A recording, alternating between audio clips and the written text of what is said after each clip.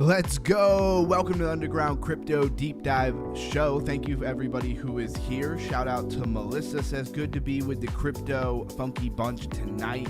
Shout out Blues Guy. And somebody go at Bankroll know that we are live in Campsta. I posted that we are live. Hopefully they see it. Look forward to hanging out with all of my wonderful undergrounders tonight. We have plenty of stuff to go over. We have our normal series starting over. Today is the first episode of the next series here. We're going to raise that crypto IQ, and I will see you shortly.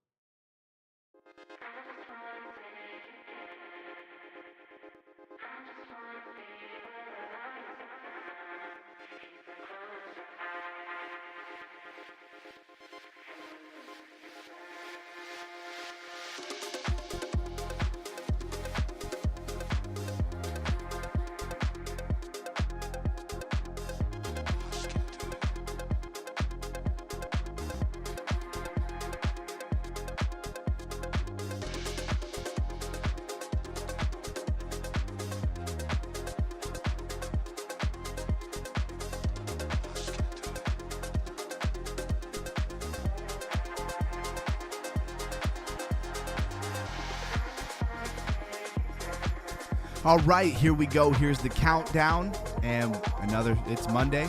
It's the beginning of a new series. Welcome to the channel that is Underground Crypto. This is our deep dive research show.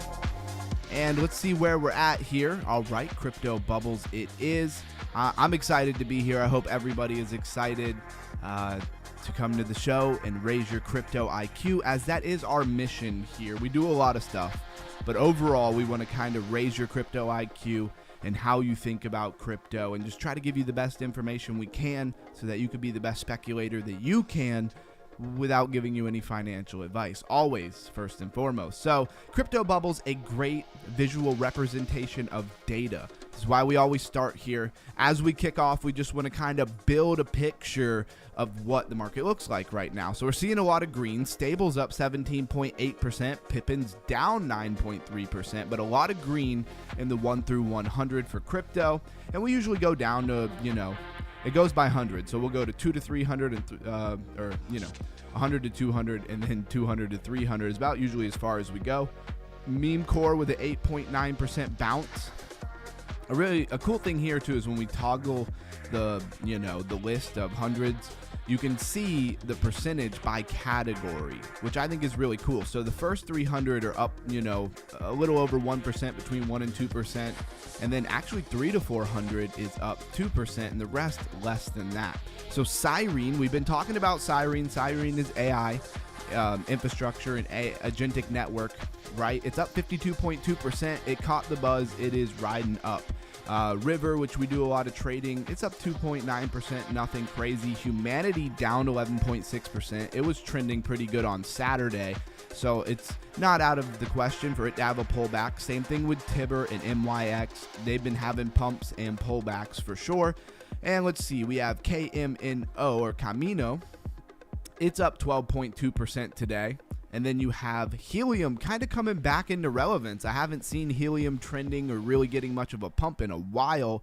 On the year, it's still down 62%, but it pumped up to $1.55. Right now, it's at $1.40. So that's one to keep your eye on. If you don't know what Helium is, it's about mobile networks, and decentralized Wi-Fi, stuff like that. And it's probably one of the biggest players in that category. Arrow, Radium, and AW, which is AW Network, all getting little bits of pumps here. Let's drop down another 100. Let's check on that chat. Melissa says, what up, King of Flair, the blues guy? I think the blues guy, he had to take his son somewhere, so he'll be about 20 minutes before, well, he should be a couple of minutes now, but it was 20 minutes earlier before we started the stream. So Deep Book, which I do own some Deep Book, it's up 8.5%. Shout out to anybody who's coming in here. Smash that like button for me. Remember, we have a goal of 5 super chats. Anything $2 and over is valid, right? I don't think you can even super chat smaller than that. So $2 and up will count. And let's see if today we can hit that 5 super chat goal. Camsta hopping in. I love it when you're able to make it to the stream. Thank you for always being here. I appreciate you. I don't know why I can't talk. Merle up 10%. Merle chain has to do with Bitcoin. We have AI Companion. This thing has kind of always been a little bit relevant since it came out. 11.3%. FTT and Allo. Fogo, we've talked a lot about Fogo. We even still have our Fogo mining going here. Let's see, when I click process, what are we up to? We're up to about 75,000. Of course, the price for this fish, it's called a fish token, right? This is a part of Fogo, but this is not all Fogo is, right? And I can go over that a little bit later. I don't want to spend too much time on it. We've talked about it a lot. So this is your 2 to 300. Move is up. A lot of green. I'm seeing a lot of green and a few pullbacks, right? A lot of these things pumped earlier on, like Saturday, Friday, and now they're having pullbacks. This Iris, it was pumping. We tried to play around with this and it wouldn't work. Maybe we'll have to go back to it at sometimes. It is kind of in the gaming. Camsta says BTC lost a 1K in 15 minutes this morning and has spent the rest of the day trying to recover. Yeah. And it's Monday, right? False move Monday. Maybe people thought it was bullish. It seems to do the opposite. One thing that I've learned from like Master Friend is that Monday tends to be the opposite move for the rest of the week. We'll see if that plays out. Like if it dumps really hard on Monday, usually the rest of the week is a pump, and vice versa. If it pumps really hard on Monday, usually the rest of the week is a dump. But that's just a general statement, right? That's not like a guarantee. It's just something that we notice as a pattern. Chris Goss in the house says 333, my fellow lifer, givers gain. You know what it is. So Bitcoin at $68,853, Ethereum $1,997, XRP $1.49. I heard it pumped up to like $1.80. You can see this spike here above my head on this little 7-day chart that they have for each coin, and it kind of gave most of it back. BNB $627 is our usual price rundown that we do at the beginning of every stream. $86 for Solana. Dogecoin 10 cents. Let's see, what else do we got to get through all of these stable coins? Hyperliquid, $31.17. Chainlink, $8.94. Canton Network, basically 16 cents, 0.159. It's almost 16 cents. Monero, $326. XLM, 16, high 16 cents, almost 17 cents. HBAR, 10 cents. Avalanche, $9.26. And SWE, 99 cents, back under $1. About to start a Will Underground Go live tonight bet on Poly Market and like full port yes every time. Hey, you know we're here, except we don't stream on Sundays, Chris. Just so you know. So don't bet on a Sunday that I'll be live. But other than that, it's a sure bet. So let's go down and see where Flare is. Meme Core. I don't know who saw in the Discord that so apparently MemeX, right? MemeX is like a Twitter that's Web3. It's built under MemeCore. It's built with MemeCore. You guys should know that. I show it off quite a bit. I should just pull it up while I'm talking about it. And it was really cool today. To my surprise, I went to, what is it, like the campaign or leaderboard? I'm not sure where it was, but basically when somebody buys your token, right, because every account is tokenized, and you see I'm ranked number 94. That's pretty good. I don't put a lot of time and attention into this. I do put some, but not much. And I post most of the time every day over here, just like I would post on Twitter, just the show, a call to the show, get people to come over to the show. And basically, somebody bought some of my token, and what they do is they give you the equivalent of what they bought in your token. They give you that amount in the person who bought your token. I hope that makes sense. And so basically, to my surprise, I had like $26 of somebody else's token. That must have been what they bought. Okay, it's under my assets. Here we are. So whoever this Zion person is, right? I got 18.5 MemeCore probably in their token, which is worth about $26.54. I think that's really cool.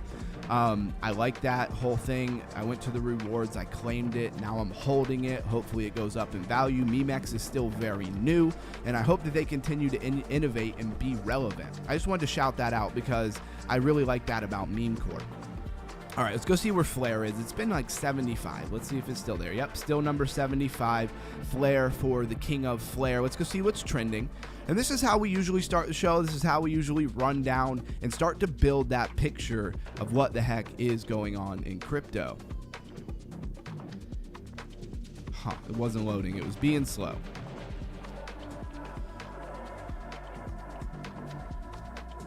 Actually, it was more like 2,500. Wow. Yeah, had a big dump. Hopefully that means we're going to pump kind of the rest of the week. It's what it normally insinuates, but I don't want anybody to get caught out there trading just because of that, right? So, you know, do your due diligence, never financial advice. Rocket Pool. Haven't heard Rocket Pool really being relevant in a while. It's got a 58.5 million market cap, and it just pumped like straight up.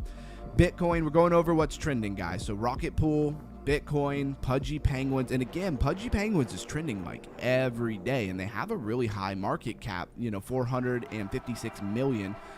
I think that thing could easily go to $1 billion if we start getting some more bullishness. I'm sure it's been to $1 billion before. So I just want to just point that out, that like almost every day Pudgy Penguins is trending. I think Pudgy Penguins is probably the strongest NFT project. Behind that, probably Bored Ape Yacht Club second, and I don't even know what would be third, to be honest with you. Maybe those Moonbirds that were trending a lot the last couple of weeks.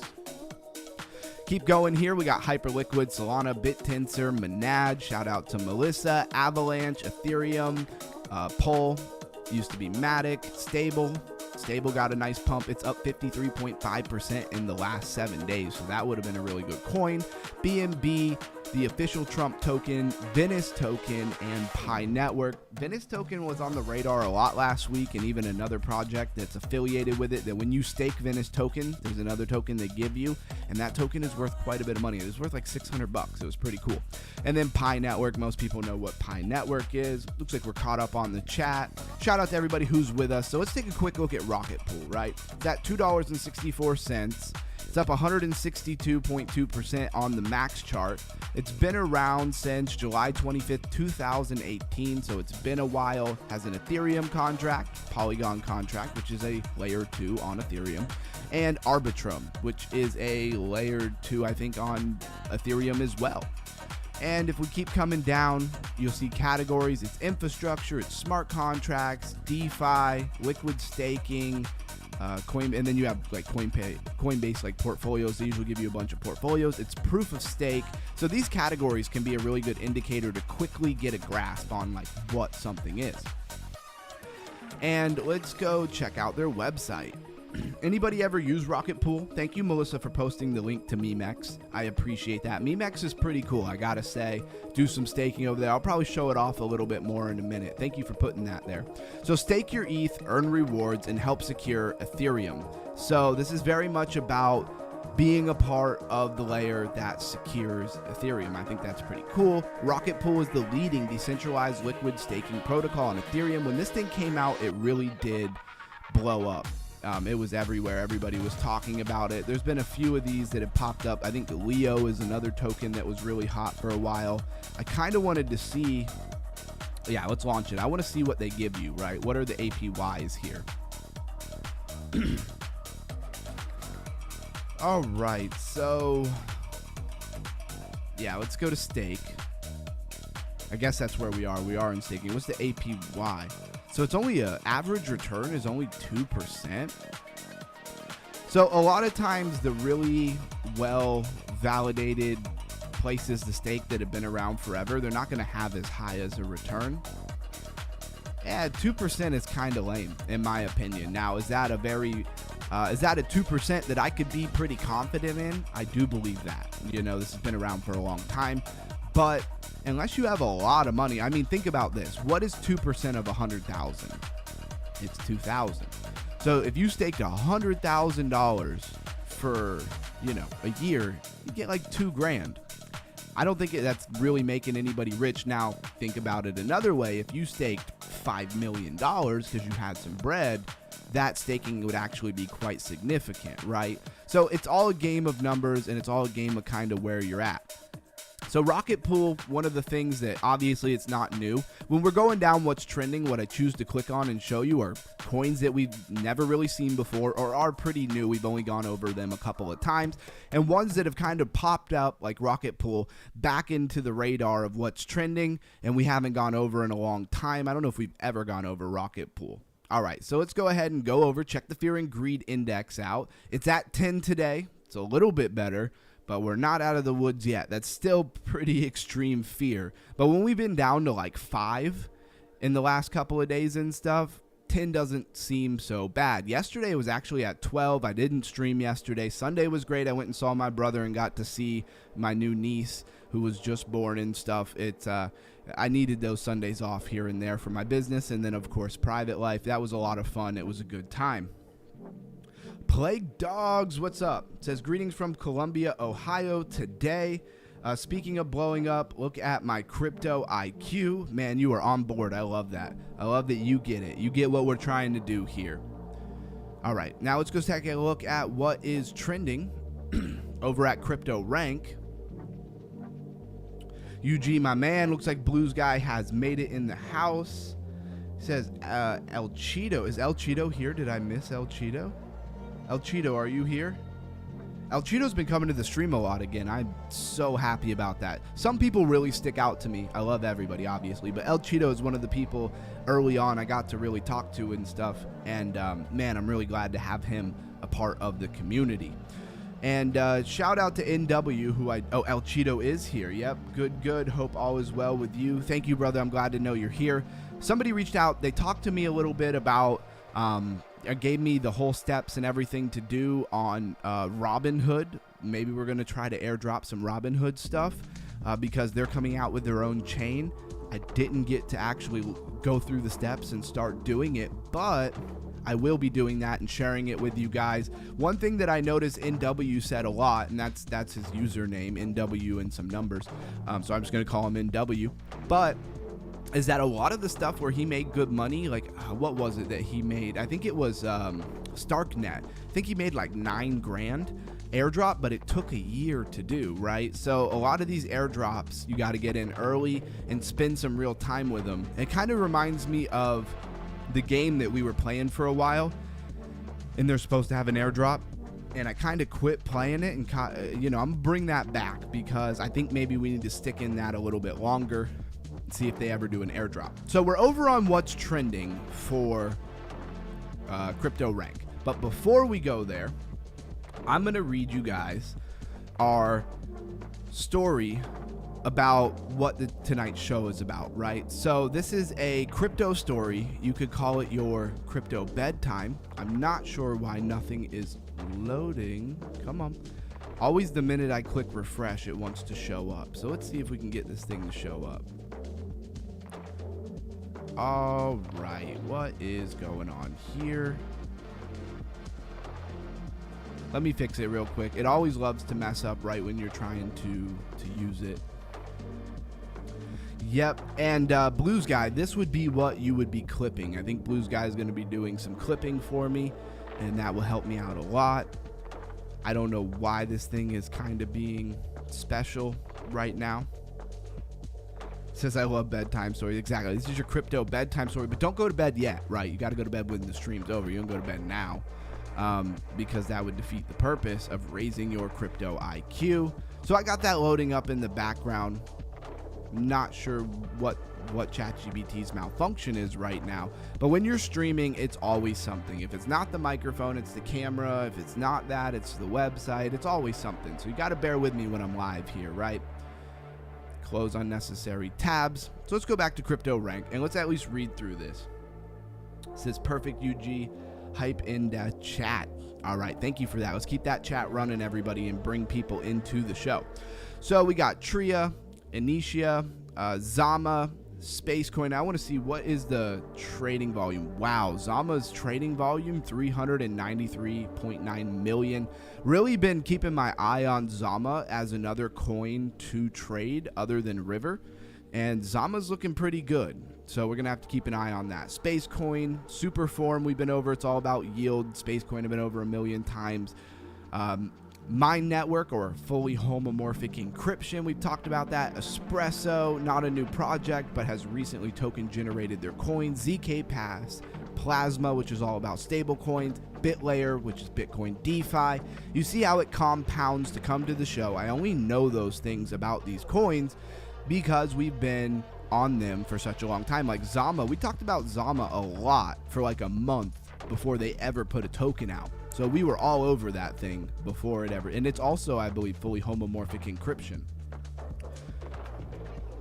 All right, let's see what's going on in this chat. I keep collecting those flare rewards. Nice. Don't know what you're speaking about. LOL. What is flare? Hilarious. Well done. Well done. All right. So what is new on the radar here that we really want to talk about? Of course, Tria is pretty new on the radar. Initia, not even sure what that is, so we'll definitely go over that. Let me check on our talking points here and figure out what the heck is going on. Still not wanting to load. I don't know why. ChatGPT apparently is broken. Gotta love that. All right, so it finally loads. So the minute I hit refresh, it loads everything up and then it goes away, and then you start over, even though I've been waiting forever. Hope everybody's feeling good tonight. Again, let's keep that chat running. We have our goal of 5 super chats. Hopefully we hit it. If not, no big deal. Nice. I do Mystic too. Nice. I've used Mystic for borrowing. I love it. Nice. I haven't really done a lot of borrowing protocol. I reuse those loans to reinvest in the same, creating a loop. It's a smart idea. All right, so now this is finally loaded up. And I got our short story about why crypto moves in waves. I'm gonna drag it over so everybody can see it. Hopefully it's gonna load in the right spot. Because my chat with ChatGPT is so big, it makes this chat is really slow. When I use ChatGPT for other things, it's not near as slow. All right, let's get into it. Let's raise that crypto IQ, everybody. Why do we do a story? Well, we started doing a story because it sets the foundation. Today is Monday. It's the first episode of our series for the week. Every day but Sunday, Saturday being the last, Friday being DeFi Friday. So that one doesn't really count. So you get, Monday to Thursday, and then Saturday wraps up our series. So let's talk about it. So a short story about why crypto moves in waves, and this is what you would be clipping, Blue Sky. So crypto has never moved in a straight line. From the outside, it looks chaotic. Sudden surges, sharp declines, waves of excitement, followed by long, quiet periods. But underneath that volatility is a pattern that repeats across every cycle. And it begins with possibility. A new idea appears, a technology shifts, a new use case, a new narrative about what crypto could become. At first, only a small group of people notice. Builders quietly experiment, and early believers pay attention. Then momentum forms. prices rise, attention grows, capital enters, more builders arrive. The idea feels validated and expansion accelerates. What was once niche becomes visible, but growth outruns reality. Expectations climb faster than the adoption can. Projects multiply, meaning many new projects come into the same niche, and capital spreads thin. This signal becomes noisy. Eventually, belief weakens and contraction begins. So you see the different phases, right? Price falls, attention fades, speculation retreats, weak systems disappear, but what remains is infrastructure, knowledge, and progress built during the expansion. The cycle begins again, but not from zero, but from a higher base. Crypto doesn't repeat because it fails, it repeats because of innovation, capital, and belief moves unevenly. What looks like a boom and bust is actually discovery. The market is searching for what matters. And it's kind of the way that in crypto we innovate, right? We innovate by these moments of excitement, a new idea, a new project promising new things. And then it builds really quick. A bunch of new projects come out in the same niche and it gets spread way too thin. And after a while, the innovation can't match the excitement, meaning they can't keep innovating with new stuff and keep the hype going. The hype starts to die. Everything starts to consolidate. Certain projects that were really not all that great, they fail, and everything quietly, goes quiet again, and the infrastructure remains. And on the next cycle of whatever that niche is, that excitement, that hype, you start not from zero, but from wherever you left off. And so that is the cycles of hype and narratives in crypto. I was trying to summarize it for you here. All right, let's talk about Tria. Tria is on the radar. It is trending, but what is it? Tria is a self-custody neobank and payment infrastructure for humans and AI. And it's got a market cap of 35.9 million, so let's just call it 36 million. It's been as high as 60 million, so not a huge disparity between market cap and all-time high market cap.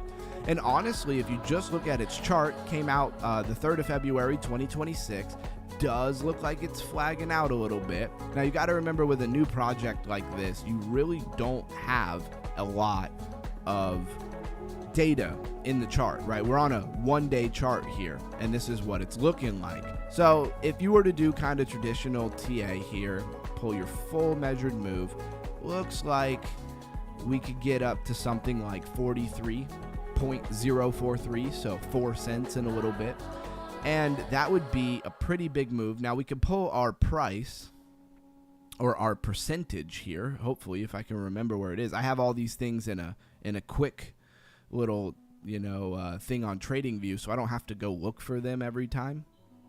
Here it is, price range. All right, and I already messed it up. All right, let's do that again. So let's pull our price range here, and so that would be a move right now of 164%. Nothing in crypto is guaranteed. This flag that I drew is projected, right? I'm projecting that it would make this flag. It could do all kinds of things other than this flag.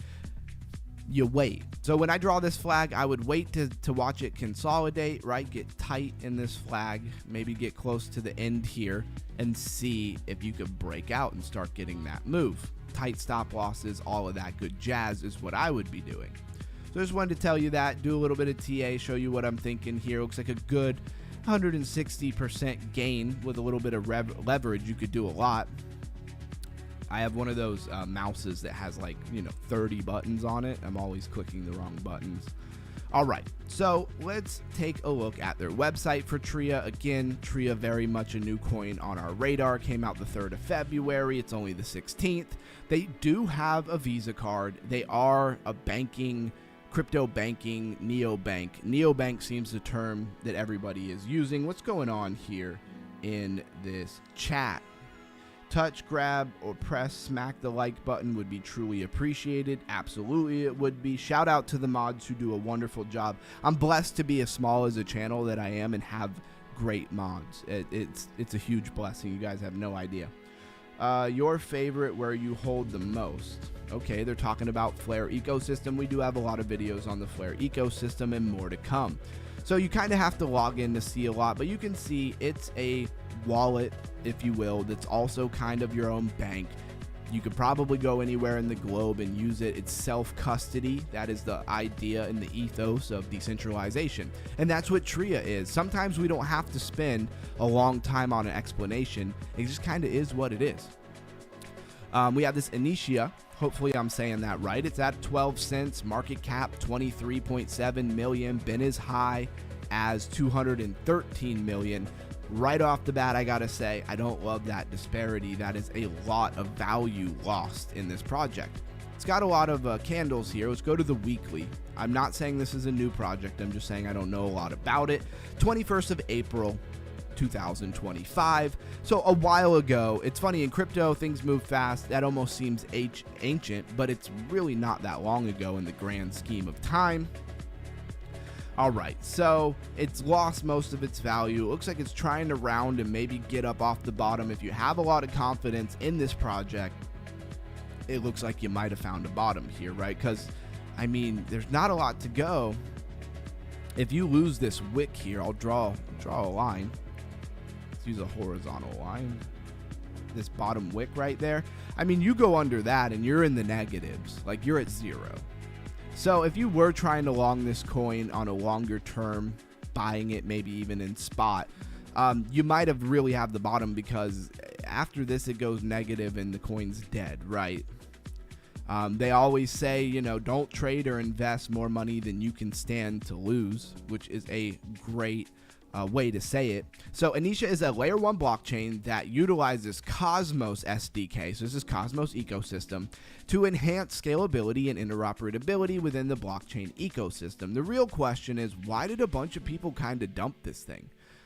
They weren't holding it. They weren't like, this is going to do well, I want to hold on to this coin. Or they were really tapped in and smart and they sold it because they knew it was going to go low and they were going to rebuy at that point if they were really speculating hard on this coin. Any that deal with Flare, Wrapped, Flare, or Spark. Okay, they're asking which pools they like and stuff. That's cool. Enter the multi-chain Garden of Eden. Initia unites full-stack apps and unlocks value through interwoven infrastructure and aligned economics. So it seems very infrastructure-orientated. Let's click Start. I have no idea where it's going to take me. To the Web3 app, we will just sign that we acknowledge whatever they're trying to say. Introduce auto sign. Okay, that sounds like some Fogo stuff there. All right, so here we are. You can sign in. You can use MetaMask. You can sign in with Google, all of that stuff.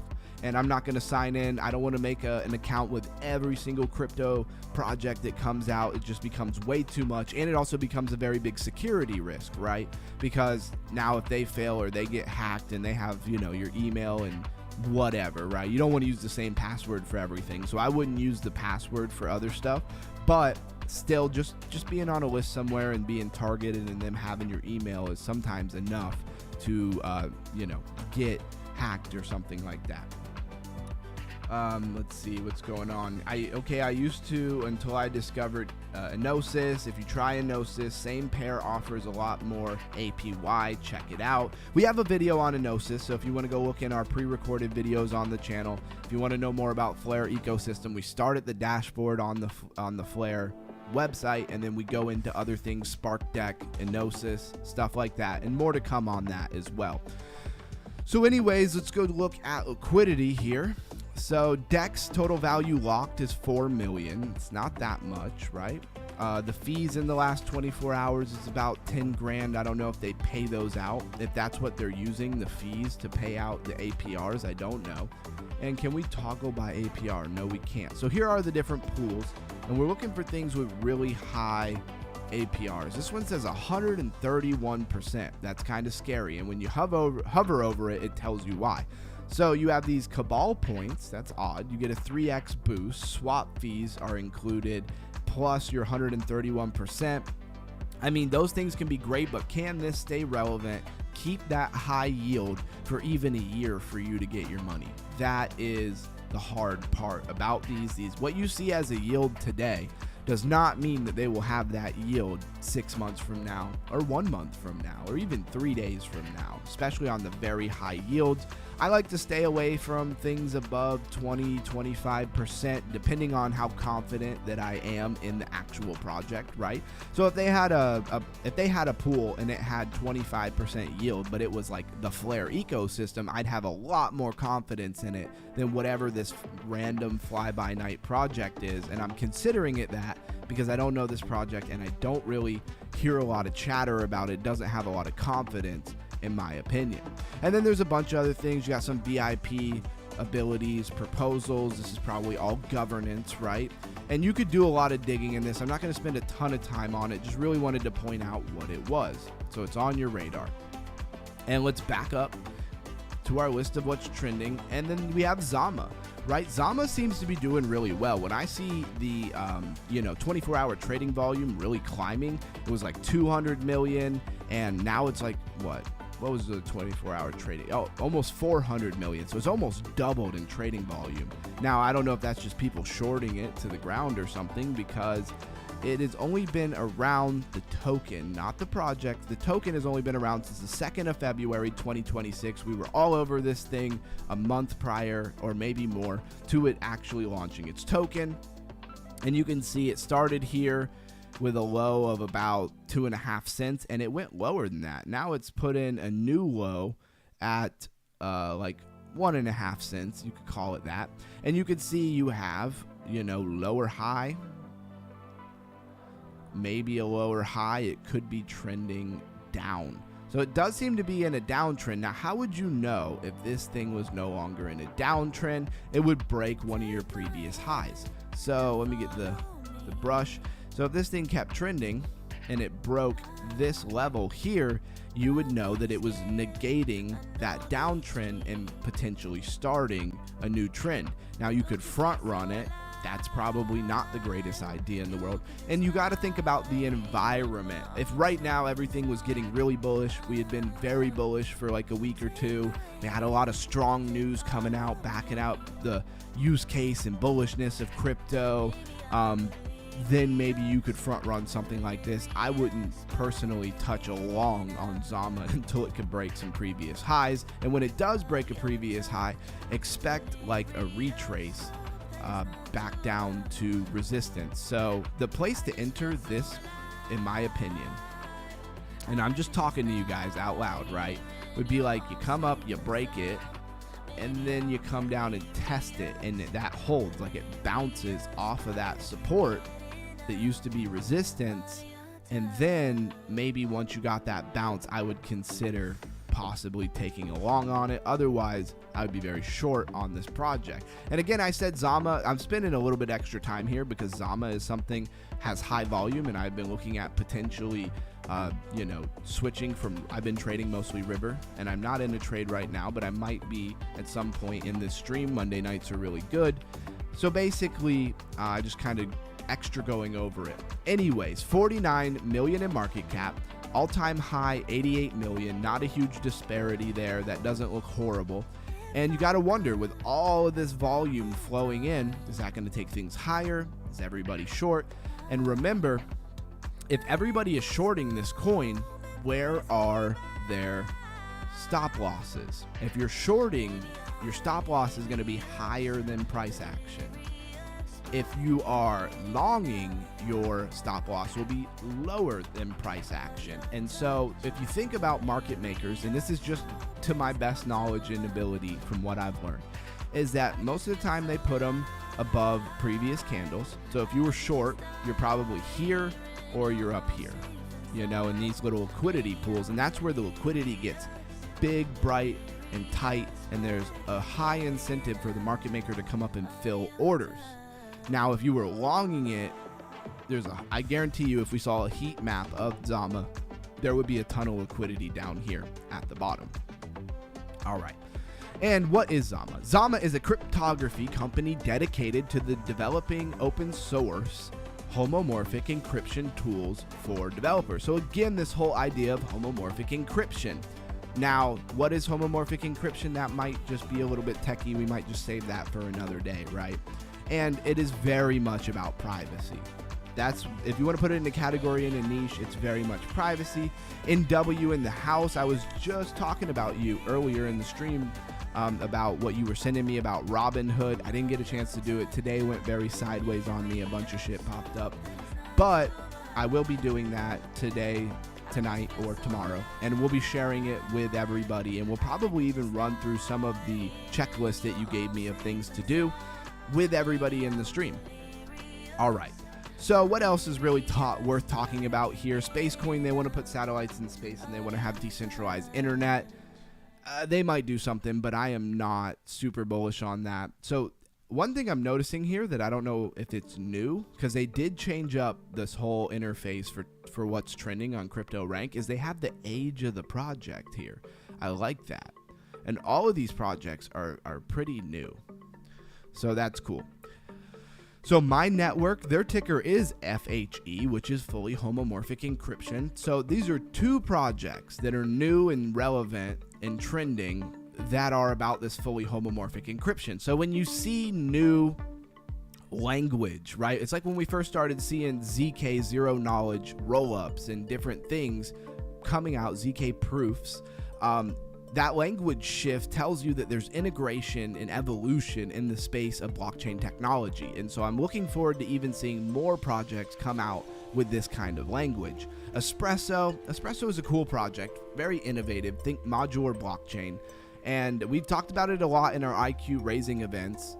That's where I mostly heard about it, and we looked into it, but at that time they didn't even have a token. So they have recently launched their token. As you can see, we are on a daily chart, and you got 1, 2, 3, 4, 5, 6 days of price action. That is not a lot, but it looks pretty good. The 12th of February 2026, I don't know what price it came out at, but it made this nice big green candle. It even went much higher. Let's see what its all-time high is, about almost 9 cents. Then it had some pullbacks, and it's bouncing off this tweezer bottom for a daily. And again, with any chart with a new coin, there's not a lot of data here, right? So I guess you could have longed that tweezer bottom on the daily, and it would have seemed to be working out for you. Is it going to come up, make an M pattern? Is it going to do more than that? Well, that's yet to be seen.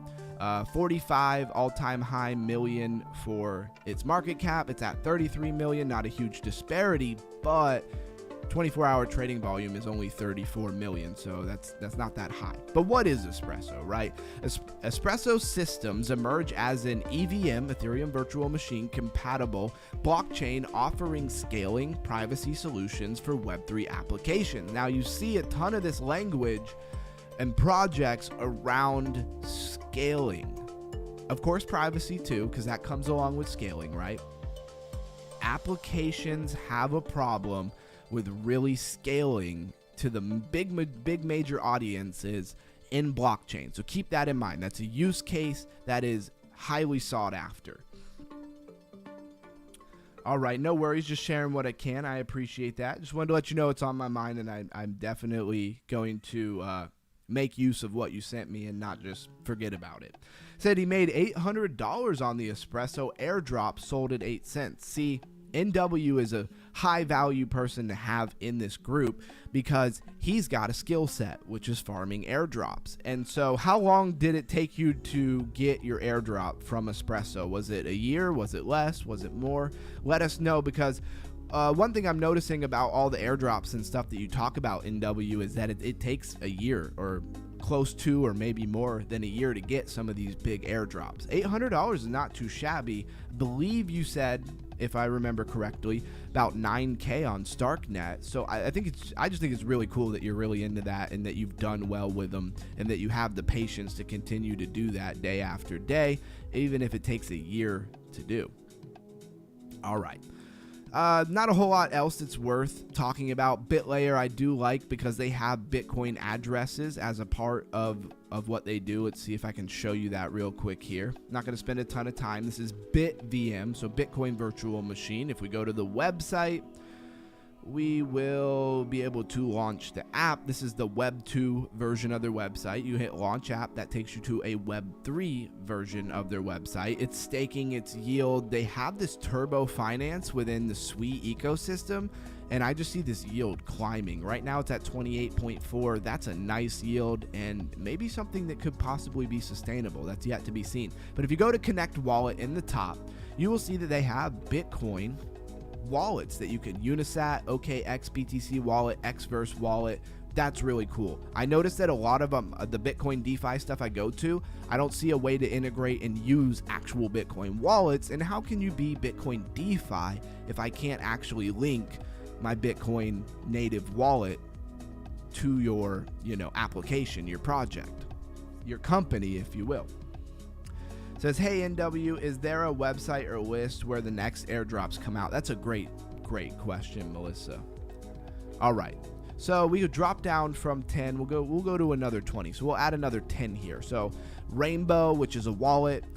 It's not the same as Soulflare, but it's the same idea, right? It's a wallet with a lot of stuff inside of it that you don't have to leave the wallet to swap, to do different things. Rainbow is very much that. And I think Rainbow is very geared towards using mobile, right, on your phone. Story Protocol, IP, you should know that one. Warden Protocol is interesting. I might touch on that. It's very institutionally aimed, so I don't think retail would find it that exciting.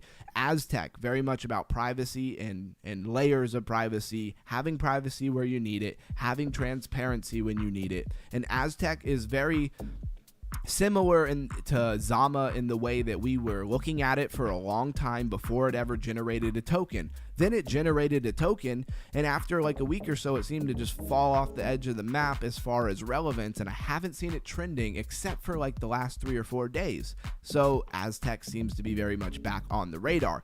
Pepe, BitTensor, Barachain, Lena, Wormhole, and Layer 0. So real quick, let's start with Warden Protocol. Let's read the description. Warden Protocol is a full-stack, purpose-built Layer 1 blockchain designed for developers to build intelligent applications. So here again, we're at the precipice of applications and scaling. So you see that use case again. It was like a year Espresso was given out for using other chains and protocols. I didn't farm Espresso directly, but I also said the golden days of airdrops is gone. Yeah. For 9K from Stark to 800 on Espresso. Melissa, I check Defilium, a crypto rank for new projects. Okay, that's cool. And I do like the crypto rank, and I don't think that you were talking about crypto rank specifically. And crypto rank. Okay, so he was. And a lot of times they have this thing about airdrops. Let's see if they have one for this. No, I don't see anything. And it's not on every project, but they'll have like a probability of airdrop. And then if you click on it, it'll have whatever information they have about the airdrops. And it's a good place to look for airdrop information. Now, look at the chart for Warden. It's at 9.8 million. It's been as high as 35 million. It's lost a ton of value, more than what it ever came out at. And it only has 3.3 million in 24-hour trading volume. So I certainly wouldn't be trying to trade this coin. Warden Protocol is a full-stack, purpose-built Layer 1 designed for developers to build intelligent applications. So again, it's about scaling in applications and intelligence, which is another code word for AI or agentic. All right, so I know about crypto rank when it comes to airdrop information, but I've never heard of the other one, DeFi. Oh, DeFi Llama. Okay, I have heard of that. I was trying to say it like one word, like Defilimia or something like that. No, it's DeFi Llama. I have heard of that, but I don't check that a lot, so I'm going to check that out. So Aztec Network is a private zero-knowledge rollup on Ethereum, enabling decentralized applications to access privacy and scale. Again, use case for scaling in in blockchain technology, scaling applications and privacy. Privacy and scaling go together. Applications need this like we need air and water, and it is a big deal. And there's a race. Anytime that there's a huge use case in a market, any market, there is a race for somebody to be the one who solves it the best, come out on top, do the best advertising, and capture the most money in that sector, in that category, in that niche, whatever you want to call it. And so notice that a lot is trending right now are people who are trying to do that, and they're all doing it in different ways and different use cases for different networks. Some of it's about stablecoins, some of it's about applications, you see? So you have to keep that in mind. And what is the value in some of these keywords like ZK, right? Now ZK is everywhere and we pretty much accepted it. How many people really know what zero knowledge technology is? Probably not a lot. Do you know what came before that? Was roll-ups, optimistic roll-ups, and optimistic proofs, stuff like that. So optimistic kind of moved towards ZK. Some projects use a combination of optimistic and zero knowledge. Some have moved all the way to zero knowledge, right? And some new projects popped up and have never used optimistic anything, and they're all zero knowledge, right? So I accidentally closed everything out on my other computer. I love when I do that. So basically what I'm trying to say is when there is new language that comes out, it really signals an advancement. Yes, I've already kind of said this and touched on it, but I really want to, say it again until you guys really understand why I'm highlighting this so much, is because now we're seeing this fully homomorphic encryption. It's encryption that kind of gives away what we're talking about. Encryption is used for privacy. Yeah, I know you were all saying it in your head. You guys knew. So when you see this language popping up and you see that these projects are using an elevated or advanced form of blockchain technology, well, they're most likely to be speculated on as more advanced than whatever was before them. That's why I'm saying this over and over. Keep an eye on those fully homomorphic encryption and look forward to potentially more fully homomorphic encryption projects coming out and people really moving to either a combination of the old and the new, or just moving to the new technology. If you're speculating in a category like projects that want to make scalability easy for applications, know that applications have money, they're projects, and they will pay for what works the best to move them forward, aka speculating that these projects will increase in value. This is the IQ, crypto IQ stuff that I'm talking about here. Nothing is a guarantee, but if you could get an edge on the market or on the niche or the categories that we're talking about, then maybe you might be able to make yourself some gains. All right. So where are we at in this chat? BTC just took a dive to come right back. Okay. Cam says following heavily that BTC price action. Zero knowledge, baby. Exactly. And you know what I have zero knowledge of is no, that's not a good way to say it. I was going to say the fact of my own ignorance, but I have a lot of knowledge of the fact of my own ignorance. Okay. That didn't work well. I love Rabby Wallet. I use it a lot. And somebody recommended Rabby Wallet to me, and I never got to go sign up. So I would definitely be figuring that out. There's every day, guys. There's like so many things that I need to make a video on, deep dive into, and then I have everything else in life. And man, it is hard to keep up with it. I can't wait till the day we start making a considerable amount of money on this channel, and I can really focus all of my time on the channel. That day is coming. Mark your calendars. They got me again. Yep, Camsta got wiped. I started a short thinking finally the dump is done, but nah. Wait, if you started a short, wouldn't you have made money if the dump wasn't over? I think you meant a long. My favorite Rabby feature is it tells you if the site you're connecting to is low, medium, or high use site to help prevent from scams. That is actually a really cool feature. I didn't know it had that. You think it will continue up? I haven't really looked at BTC too much as I've been trading River. I look at it loosely, right, just to see what the market's at. El Cheeto says 5 minute looks like it's starting to flag out to the upside. Hey, be paying attention to that 1 minute 200, then the 3 minute, then the 5 minute 200, and so on and so forth. It depends on what kind of move you're looking for too. Like if you're looking for a really big move, low leverage or something, so you need a bigger move to make money, versus if you just need a small move to make some money on higher leverage. It's all about your strategy, right? So when we say like, is it going to start going up? It depends on how big of a move you need and how quick you need it. That's a big deal. All right, if it's zero knowledge project, we know they've never If it's a zero knowledge project, we know they've never watched this stream. That's hilarious because they haven't raised their crypto IQ, right? Because they have zero knowledge.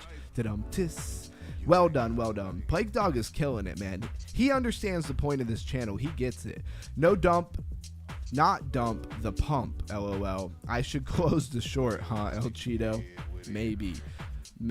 Minimize those losses sometimes. All right. So from here, what I want to do, let's port over, since we're talking all about this BTC, let's go port over to TradingView and see what the heck is going on. So, of course, we kind of want to do a top-down analysis, and I would just do that rather quickly. It does right off the bat, and no, I haven't previously looked at it. Looks like you kind of have a shoulder head, and then are you going to get another shoulder on the daily? That would still take several days, weeks to well, at least a week to make that other shoulder, right? Or you're just getting a quick little double bottom here, and then maybe you're going to get some more to the upside. Wow, my brush really didn't cooperate there. So like a bottom, I don't know why it's lagging, and another bottom, giving you kind of double bottom vibes, and then you get a pump up. I would be looking heavily to see. So a lot of times what I look at is if you were to long from here, you're really just trying to get to the 21, and if you get up to the 21, it's sometimes a good place to take profit and then see if you get above it. You know, see if you get to it. A lot of times I sell just like the 200, especially on a large chart. You got to know what chart you're on, right? And I'm no trading guru, right? I only know the fact of my own ignorance and the things that I've learned over about 3.5, almost 4 years of learning how to trade. She definitely seems due for a move. Might wick up to 70K, then look for that juicy short. Yeah, let's try it out. At least it's moving. That's some quick action. Too bad I was on the wrong side of it. Yeah, that happens, right? So the daily is topped out, though. Your stochastic RSI is topped out on the daily. Don't really see any divergence. You know, you had some divergence here. It's not the strongest divergence, but it's like a class, what, B or C? So there you had some bullish divergence, not hidden, just bullish, and it got a bounce, right? And during this time that you've gone sideways here, you have reset your stochastic. So when you have a move and your stochastic RSI resets on a big time frame like the daily, and you don't make a move, that's not a really good sign, right? This is almost looking a lot like a continuation pattern, right? And I'm going to leave this drawn on the daily because high likelihood 39,000, and I see why a lot of people were talking about, and that's not even quite perfect there. Yeah, 38,000. I see why a lot of people were talking about 31,000 maybe being the bottom for BTC in this bear market. So let's do this thing, watching for the 1 hour to lose the 200. All right, so that was the daily. Let's hop over to the 4 hour. 4 hour is just playing in and out with the 21. It's under it right now. If it's going to do anything, and maybe we'll run up to that 200 and maybe get rejected. That 200's at about 80,000, but by the time it gets there, it'll probably be more like, you know, 77, 76,000. Let's drop, and the RSI, stochastic RSI, is bottomed out, right? Is it banana curving? It is kind of sort of banana curving up on the 4 hour. On the 1 hour, you're already kind of topping out. Looks like you're rolling over. And let's see where we are with 21 and the 200. So the price action is above the 1 hour 200. You would definitely be looking to close that candle. If it closed like it is right now in 29, you got some time, 29 minutes, basically a half hour. That would be an indecision doji, right? Am I correct on that? And your moving averages are starting to look like they want to get tight. The 15 minute is just breaking back above the 200. It looks very much like you were above it, you opened and then dropped, or vice versa, you opened and then pumped. But either way, you're above, for the moment, the 200-day moving average on the 15. And your moving average is looking like they're starting to get tight. It's respecting that 21. It really bounced. You can see wicks under, but you're looking, where did the candle close? It closed above that 21. So you're hoping that 21 is going to continue up like so. And then price action's going to respect it, push, maybe flag out or something on the 15. That's kind of what you're looking for. Now let's go to the 5 instead of the 7. You're above the 200. Your stochastic is high, probably needs to reset in some fashion. You do look like you're flagging out in some respect here. It's maybe something like this. If you could stay above the 200 with the 21 interacting, maybe you could get something out of that. And the 1 minute, right? So the 1 minute is above the 200. It's really just going sideways, but you could almost say it's a flag. I mean, I guess it is a flag, right? So I won't say you can almost say, but it's a kind of a peculiar flag. It's kind of odd. I don't know. You're losing the 21, but the 21's interacting with price action above the 200 in a flag. Your stochastic is bottomed out. The 3 is high. The 5 is high. So if you were gonna play like a scalp, I would definitely wait for this 3. If you're going long, I would wait for the 3 and the 5 to reset. Even the 7's high. Your 15's just indecision in the middle. I'd be looking more to at least reset on the 3 minute, if not the 5 and the 7, before I would enter along. I learn more and more every day, the fact of my own ignorance, and also that trading takes a lot of patience for getting a good setup. Does kind of look like you made like a shoulder, a head, and then I don't know if that's just like the tiniest shoulder you ever seen. It's not a guarantee. I just noticing that right this moment. And so I guess you'll just have to see if you could break out of this flag. Does have a great measured move, right? Has a really big measured move. If you could break out of this pattern. And again, the flag is a projection. It's on a 1 minute time frame. So you want to see how much you have that on your other time frames, right? It doesn't look as beautiful on the 3 minute. Matter of fact, for the 3 minute, it kind of looks like it's rolling over, like it's rounded, right? Let's see, where's our brush? Kind of seems like it's rolling over a little bit. Well done. Thank you for posting the links, Melissa. They're also always in the description, but Melissa posted the link to Weex, where I like to trade, and Bitmart. I don't do as much trading on Bitmart, but I do like to buy certain coins that we've gone over. Sometimes Bitmart, oddly enough, is the only place to buy some coins when they first come out. So I like to always have it. Coinbase link, ChatGPT, or I think it's ChainGPT actually that she's linking there. Yeah, ChainGPT. So silver is still cheap, I hear. 47th day of the year, guys, is silver's 47 number. The number, oh, I follow, let's go. That's me. So blues guys making some connections to a lot of different things. And then Kamsa says the gods have spoken. It's hilarious. All right. So let's go back to the 5 minute for BTC real quick. You are overextended, overbought, and it does look like it needs to come down a little bit. So if I were to just speculate on the 5 minute, I would be looking maybe something more like this. Maybe it's a little bit more like this, falling wedge. Maybe it's a little more of a flag. And you just kind of monitor it. See, what a lot of people do is at this moment, and I'm guilty of this in my trading experience as well, is that like I just can't wait. I can't wait to, get in the trade at the right time. I just want to get in now. Just for the sake of being in a trade, it almost becomes like an addiction. And this is something you got to watch closely if you're trading, in my opinion, because I've been there, I've done it, right?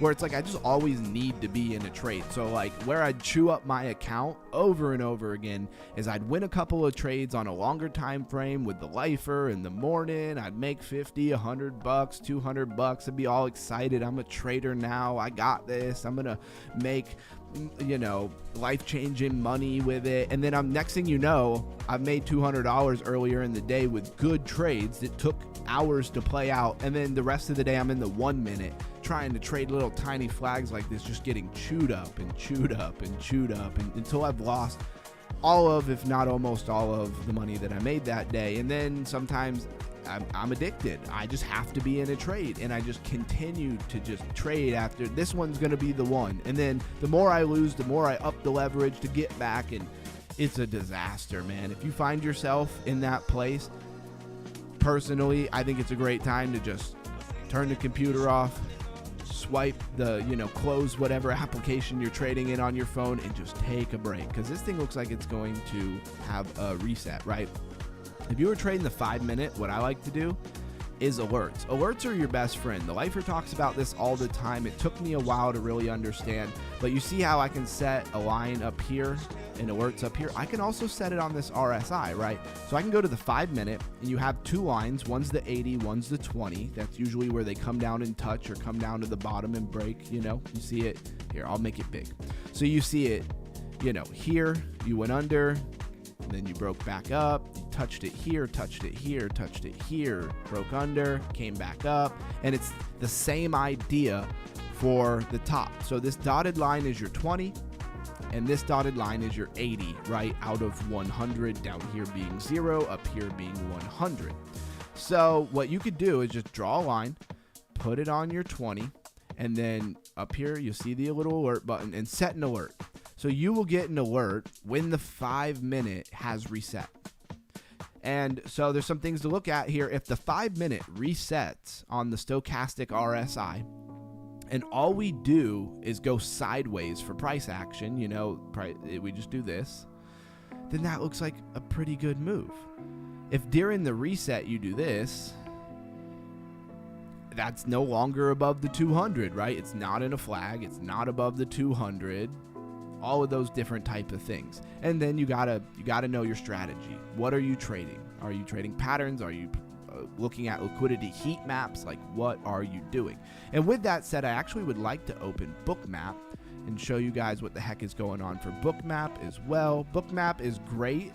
Unfortunately, Bookmap doesn't seem to be the best for like small coins like River. They're just not on there. The gods have spoken. Camsta says the Ouija board is playing out. That's hilarious. I don't think he means it literally. But yeah, take the Ouija board and throw that thing in the trash can. Do yourself a good favor. Can't tell you how many problems I've had to fix because of Ouija boards. Anyways, head shrinks, snowballing out of control. Blues Guy says great advice, Underground. Absolutely.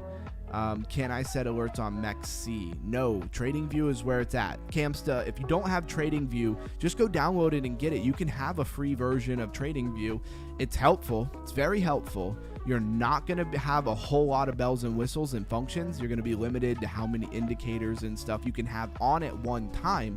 But if you're smart and you don't want to pay for it, you can put indicators on and then remove them and then just put a different indicator on, and then you can look at all the indicators you want without having to necessarily have them all up at the same time or pay for it.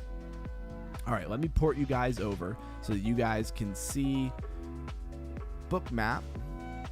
Okay, it's not showing Bookmap is up yet. Let me do what I need to do here, and then maybe you guys will be able to see Bookmap.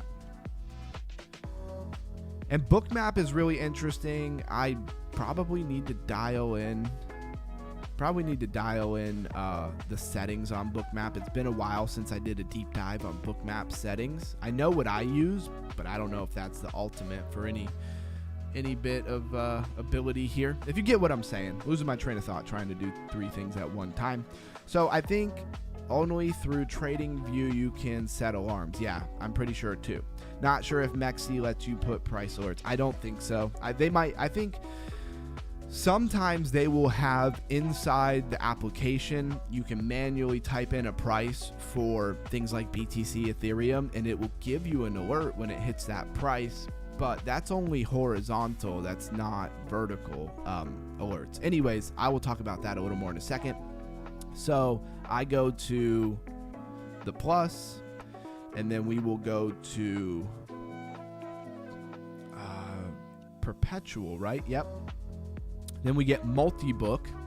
So this is giving me Binance. I have a choice here. I can check from, and this is a multi-book, meaning it's multiple exchanges. So this one's Binance Future, Bybit, OKX, and BitGet. Or I can do Binance, Huobi, OKX, Spot for BTC. I want futures, and those are some decent exchanges, right? Give you a good general idea. And that opens it up. It takes a minute to grab the information and aggregate. All right. So here's where we are for BTC. And this is pretty zoomed in, right? This is right where we are. You have this high volume liquidity here at like 69,025. But if we kind of dim it down and zoom out, let's see where the liquidity is. Where is there large amounts of liquidity? So you can see there is 211 BTC at 62,000. And you don't have a lot of large liquidity above you. Like, I keep scrolling out and you're not going anywhere. So we'll scroll back in a little bit.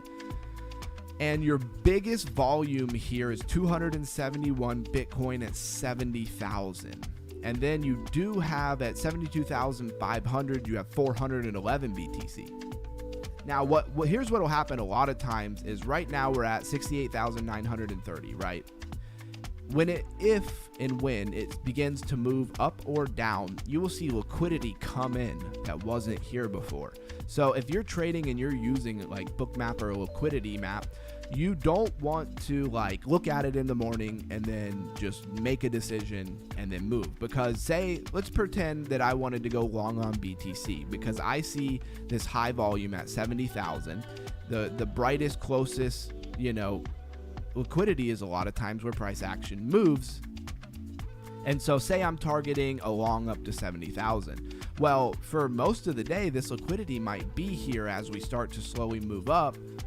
But then all of a sudden you might see all this liquidity just disappear. Like somebody had an order and they canceled it. And then all of a sudden the price will start doing something different because that liquidity is not there anymore. So you do want to check on it. In my opinion, if you're trading or you have a trade open, you want to check your liquidity on BTC like at least every hour just to make sure that stuff is still where you think it is, because liquidity will disappear. New liquidity, now the 70,000 could stay here, 267 BTC at 70,000, and then all of a sudden 1,000 BTC could just pop up underneath you out of nowhere, right? Because it's an order. All somebody has to do is put in an order or have a, stop loss or something like that. Remember, stop losses and take profits are orders. They come in the order book, right? And they build liquidity in certain regions. Just wanted to talk about that. I haven't really shown off Bookmap in a while. We do have that on the channel. El Cheeto says, I think only through TradingView you can set alerts. Yep, we did talk about that. I have a free version at work, says Camsta. Well, you should be able to have a free version on your phone and stuff like that, but only 2 indicators exactly. And that's what I was saying, like, if you know some indicators you like to use but you don't want to pay for it, go into your indicators on TradingView and heart or favorite those indicators so that when you look at your favorites, they're easy to get to. And then you can turn them on, turn them off. So you can put one on your chart, look at it, turn it off, go grab a different one, turn that one on, and then you can use as many indicators as you want. You just can't have them all up at the same time for a free version of TradingView. El Cheeto says, I don't trust the heat map sometimes. I feel you, man. I think it's a tool. It's a tool like anything else. Like, okay, an RSI or the stochastic RSI, which is far more sensitive, that we use in TradingView a lot.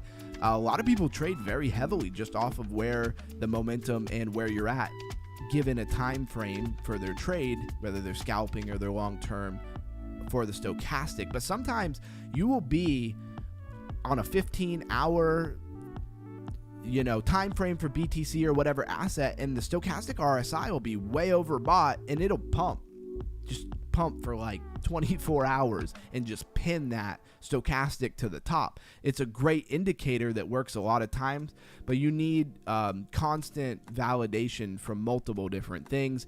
I like to see this and then trade according to it with other things to back up whatever I'm doing. There's a word for it. It's not coming to my mind at this moment. But the heat map, and I'm going to port you guys back over here to Chrome, right? The heat map that I use for River, Bankroll actually is the one who turned me on. Shout out to Bankroll. If you're not interacting in the Discord, pop into Bankroll's tab, say hi, keep Bankroll motivated with everything that he's doing. I haven't seen him coming to the channel as much. I think he works really hard all day, and then by this time of night he's pretty beat up and he wants to take a nap. I don't blame him, but pop into his tab over there. Let's support Bankroll. Let's keep him fired up. Let's keep him energized and keep him doing what he's doing, because he's doing a great job. But I know how hard it is day in, day out to show up to not so much the community, but like when you're not getting paid, or maybe, you know, you start doing some trades and they don't really go your way. Anyways, this is CoinGlass. Bankroll is the one who put me onto it. That's why I wanted to shout him out. Shout out to Bankroll. We love Bankroll. And he's got his own tab in the Discord. I use this liquidity heat map a lot. And sometimes there's really clear, like, imagine, here's price action. Imagine there was like no liquidity above or no liquidity below, whatever. And then on the other side of it, there's a bunch of liquidity. Good probability that you're going to go to liquidity. Now, this is a little more evenly matched, or you could say there is a huge stack of liquidity above you and some tight, good liquidity below you. This one being, here, I have my phone in the way. This one being 307,000, and it goes by color, obviously. Let's see what's going on here. It says, what are the green and red balls? They are liquidity. They're buys and sells. So big green ball is like a big buy, and then a big red ball would be like a big sell or liquidation, right? So UG, which best then? Stochastic RSI or RSI alone? Okay, this is just my personal opinion. There is no better or not. So your RSI, here, I'm going to have to pull up TradingView. It's all right. We'll bounce back and forth quite a bit. Let's pull up TradingView so that I can show you and not just talk about something without it having a visual representation on screen, right? So let me grab my brush. This right here, and if you can change the colors and stuff. You can play around with a lot of stuff. As you can see, my candles are white and blue because I don't like red and green, too psychological. But anyways, this is your RSI, Relative Strength Index, and this is preset. Purple and yellow line is pretty much what it comes with. You don't have to do anything to make it do that. Under that, you have your stochastic, right? Which is blue and orange, factory preset, if you will. That's what it comes. You can change it, yada yada. This one has divergences built into it. I don't always trust. Sometimes if it shows me a divergence, I'll check it. But when you're pulling divergences, I learned this the hard way. You don't pull them on your stochastic RSI. You always pull them on your regular RSI. Now, your regular RSI is not as sensitive, meaning when price dumps here, if it dumped like this, you know, you might get a little move down, where your stochastic will reset like all the way. So the stochastic RSI is more sensitive to a price movement than your RSI. If you want this RSI to come all the way down and reset, you generally need a long period of time of price action trending in one direction to get that big of a move on your regular RSI. So think as the stochastic as being the same thing as your RSI, but being far more sensitive, and you only pull and you only look for divergence on your RSI, not your stochastic. This was advice that was given to me by somebody who's been in the Lifers group a long time, in the Lifer chat, in the 99 chat, in his paid Discord. I was posting in there, you know, charts and things, and I was a little frustrated because I was like, guys, is this not bullish divergence? How come it's not playing out? And somebody was nice enough to comment in there. This was years ago, and they were like, hey, you're pulling your, you know, divergences on your stochastic RSI, right? See how that's very different? If I pull this on my stochastic RSI, both of these lines are almost parallel. They're very much the same. Where if you pull it on your regular RSI, you can see the divergence. This one's flat, that one's pointing up. What is that? Anybody can tell me? This is regular bearish divergence. And on the 5-minute, this told you that this falling down in price action was likely to have some correction there. And that is how you use divergences, to the best of my understanding, right? I'm just giving you all that I know. I don't really hold anything back. I don't have a course or anything where I'm trying to sell you. I really believe in the Lifer way. Never know how many days you got left on this planet, and I want to give it all away. Anything that I have of value, I want to give to everybody, right? Because you can't take none of this crap with you. Can't take the money, can't take the cars, can't even take your family members. You can't take none of it with you, right? So you might as well empower other people to the best of your ability. That's my philosophy. All right. Says, shout out to Banky. Exactly. I hope that answers your question, Blues Guy. Let's see. RSI is for finding divergence. Exactly. Stochastic RSI to support an upward oscillation or momentum. Same thing. Moving averages also suggesting same move. Yep, they're getting tight. And remember, when they get tight, doesn't mean it's going to pump, right? If they get tight, you usually get some kind of move. Look at this. Right here on the 5, you got this coming up. You got this one coming in. You got the 21. The 200's takes a lot more to move, but you see all of these are all coming together. By the time you get over here, you might have all of your moving averages getting very tight. I hope that makes sense. Otherwise, it just kind of looks like scribble. If RSI is a song, then stochastic is the notes that it makes. Man, I love the things that you come up with, Plague Dog. Shout out to you for coming to the stream.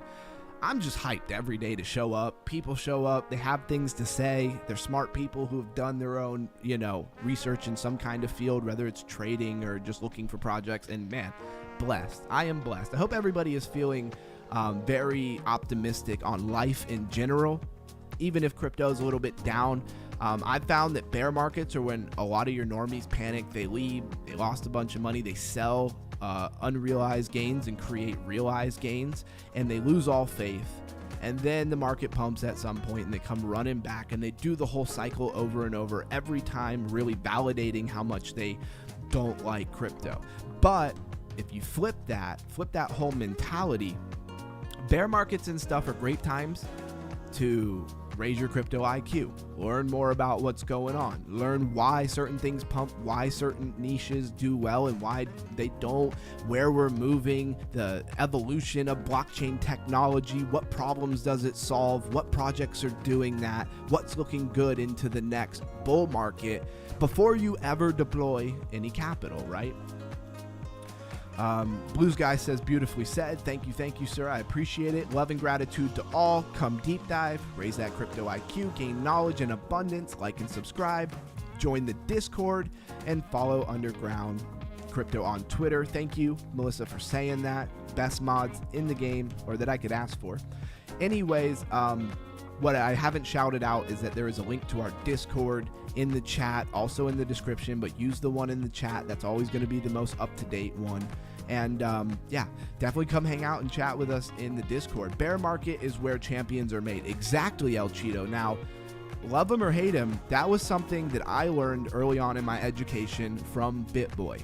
Say whatever you want about his character and the decisions that he made, but a lot of his advice was actually pretty solid. He had a lot of time in the market before he ever blew up, and a lot of the things that he told me absolutely panned out good. I remember one time, BitBoy, we were in the last bull market where we had a blow off top and we had a lot of altcoin season, and it was a great bull market, and we were in the euphoria of that bull market. And BitBoy went on somebody's channel and he was talking. There was like 3 other people besides him, and they were all on this rhetoric of like, adoption is here, look how euphoric and how amazing crypto is.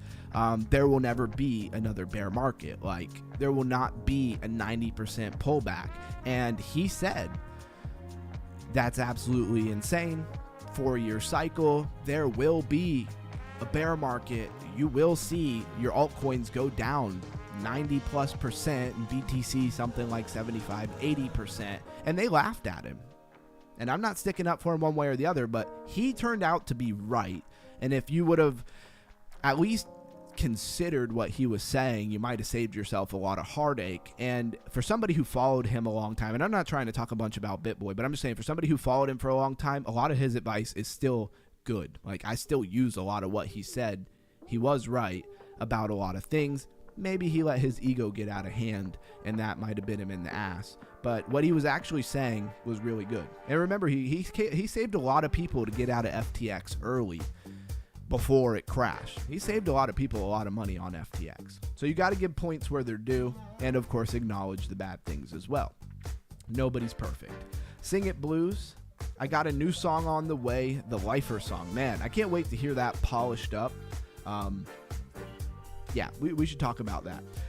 Can I just say, I think IOTA, Internet of Things, use case is slept on. Yeah, and you know, sometimes projects like IOTA and stuff, they come ahead of their time, and they have a really great vision, and they're just too early. So when will Internet of Things be a very relevant, usable narrative versus it didn't really pan out the way that they thought it would? And unfortunately, a project like IOTA, if you mean the actual project or if you mean the category of Internet of Things, because there's multiple projects in that category, a lot of times some of the first runners who really put it on the map are not the ones that capture the value many years later when that idea actually really pans out and has a good use case. The infrastructure becomes really built out and people use the idea, and a lot of times some of those first projects are not the ones that actually get to capture the value in the market. I don't know why. Freaking nose hair is driving me crazy. Constantly like mustache up against the microphone, and it drives me nuts. If you're wondering why I'm like rubbing my face, because I keep pushing my mustache up against y'all don't care about that. Why am I talking about that? So panned out good. Nobody's perfect. LOL. Oh, he didn't say LOL. Nobody's perfect. I hope that guy gets his life back on track. I think he will. I definitely think he will, but it's gonna take time. Can't let the money get to your head. Yeah, that might have happened. All I'm going to say is I met the guy in person. I hung out with him for a week on a cruise ship. I hung out with him in the Bahamas. It wasn't like a me and him best friends thing. It was like a crypto cruise kind of thing that they put on through the channel. But I did get to spend a lot of time around him and talk to him. He was a very down-to-earth, really good nature seeming guy at the time, and I'm pretty good at reading people. I think he just made some bad decisions, and he had some crappy people around him, and that's all I'm going to say about that. All right, let's move on from here. We talked about the stochastic and the regular RSI. That 5 minutes staying above the 21. If you want this, oh, look at this. So it started coming down here, right? And now it's like curving. So this thing could kind of get pinned at the top here, and you could run and the 5 minute never reset. More than normal, it eventually will come down and reset before the bigger move, but it's not guaranteed. Now, let's go ahead and move us back to the internet. Matter of fact, let's do this. Before I even do that, because then I was going to go kind of look at trades and look at River. We still have our talking points to do. We still have much crypto IQ to raise. Not sure where everybody's going. We've been holding like 15, 16, 17 people. Let's keep this chat running, everybody. It's one of the greatest things you can do to bring new people in. You want to expand this community. You want to be a part of something and help bring people in. Keep that chat running for me. If you don't, no stress. Like, I don't want to put so much stress on the people that they don't want to come to the stream. But let's look at River. I've still been trading River like a stubborn person. I've been trading really light since I took a big loss. Because I think it's good for your mind when you take a big loss. I didn't trade for like a week, maybe 4 or 5 days to a week after I took that loss. And now I'm kind of getting back into the swing of things. El Cheeto says that's dope. Yep, ASF. Yeah, it was a lot of fun, and I met a lot more than BitBoy, right? I met DZ, which I'm transparent. I don't really care, man. I met DZ, and DZ, I don't know if it was just because of everything that was going on in the background and he was really aware of it. He did not seem like he wanted to be there. He didn't seem like a very approachable guy. And he was not good for this fan interaction. He wasn't. And he seemed very bearish on a lot of stuff. It didn't seem good. It almost seems, in retrospective, seems like he knew what was coming. And he didn't really want to be there, like he was obligated. And honestly, chatting with him and stuff sucked. And I'm just going to say it like it is. Maybe he's like that 24/7. Maybe that was just a fluke for everything that was going on in that company. But yeah, my point was I met a lot of other people as well. I met Frankie Candles. Frankie Candles was cool. I liked Frankie Candles. I got to hang out with Frankie Candles a good bit. Loudmouth, who's an influencer, who you don't see as much anymore, but he used to be pretty popular. I really liked Loudmouth. I hung out with Loudmouth a lot. We really connected. I still have his personal number. Loudmouth is awesome. Anyways, looks like you're getting a flag above the 200, flagging out. 21 coming up into price action for River. I don't do a lot of TA on River, but this does kind of look like you're going to get a move. And where does that move take you, right? So here's kind of what I do. 12.9, and I honestly, I follow, it looks like it's breaking out as we speak. I follow a lot more the liquidity for River than I do TA, because I draw all kinds of TA and it doesn't really play out. Oh, I feel a sneeze coming. All right, trying to always like mute my mic before I sneeze. Let's see. So you're already getting this breakout here. That didn't take long. And that 21 seems to really be pushing it up. Stochastic is turning. Now, we said that, well, and I'm not going to try to chase this, right? Because it's already breaking out. You try to chase it, and it turns around and dumps on you. But look at that. We drew that on the 1 minute, and then you do kind of have this bigger rounded bottom here. Rounded bottoms pay the bills, as they say. Let's see. Will you get up to 12.9%? Or $12.9. So used to saying percent about everything. All right, let's go back to our heat map, refresh it, and see at $12.90 what kind of liquidity we got. And this is how you can kind of combine heat map with liquidity. So at $12.90, you've got only 70,000, but right above that, like a hair, easy to move from there to here. At $12.93, you have $222,000 in liquidation average, right? And you have a lot of liquidity here. So if it starts moving here, there is a bit of a gap, but you might continue to move, and you have this bigger batch of liquidity that's layered. Probably something like 600,000-700,000, especially if you include this little bit here at $13.49. There's another 200. You probably have like, you know, almost 800K right here. So it might just wick and eat through this. Let's go take a look here. So when I was all done and said, I had about $620 after my last big loss. I've turned it into $764 with only a couple of trades. If I open my order history, you will see it's like $34. Took like $6 there, $13 there, $2 there.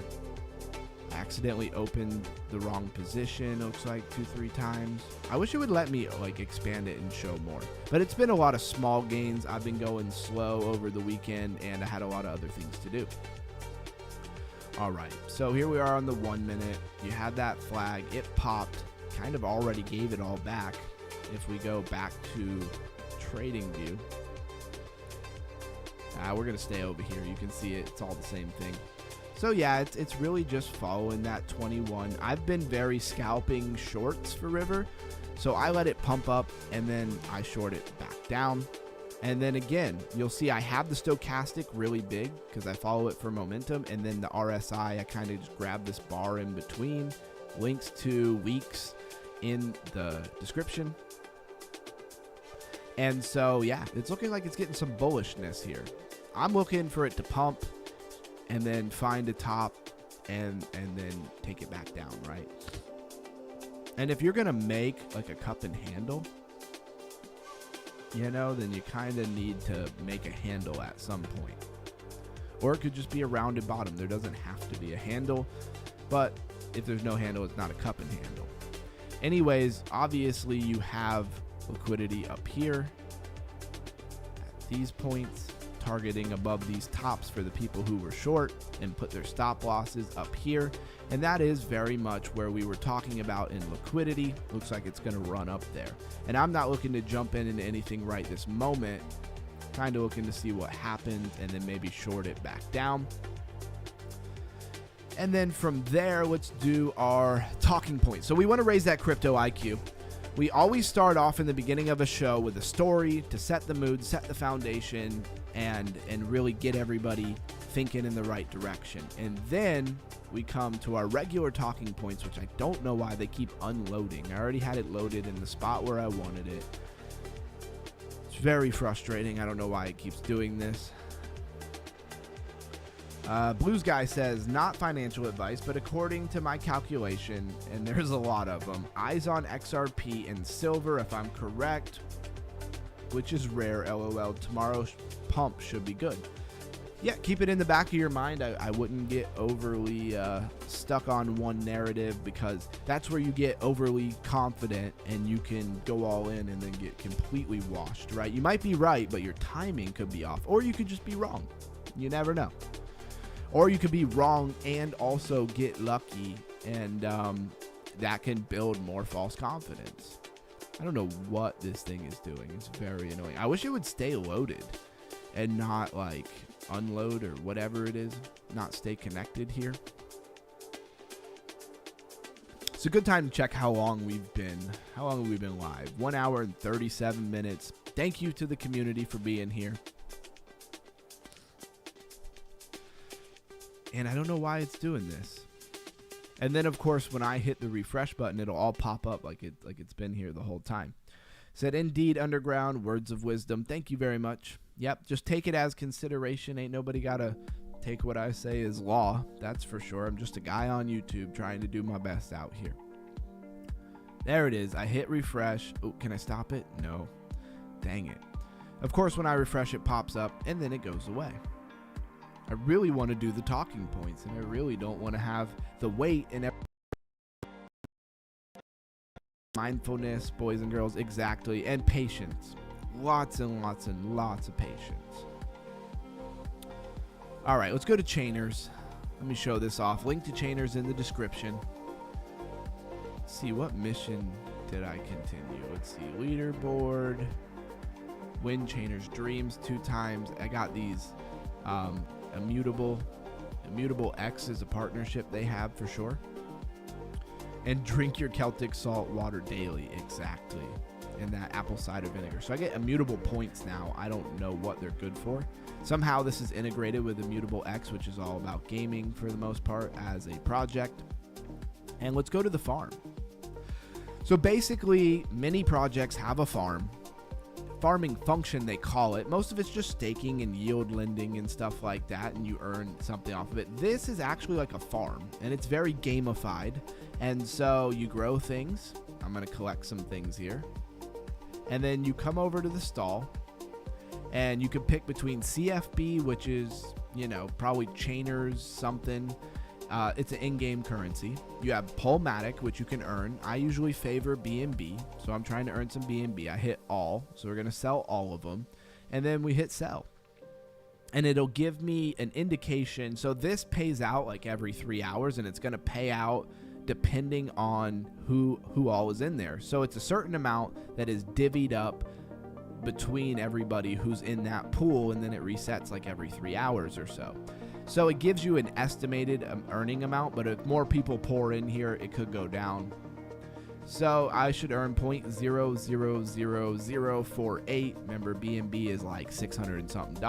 So if you earn, you know, 10 cents, 25 cents at a time, it's going to be a lot of zeros there. So that's ready to go. In 41 minutes, it'll cash out, and then it'll go to my wallet here where I've earned 0.00068. Now, what I really wanted to say is that, you know, you start with one plot and like one crop, and then you can merge them together and make more rare seeds and all kinds of different things. You can merge your plots together.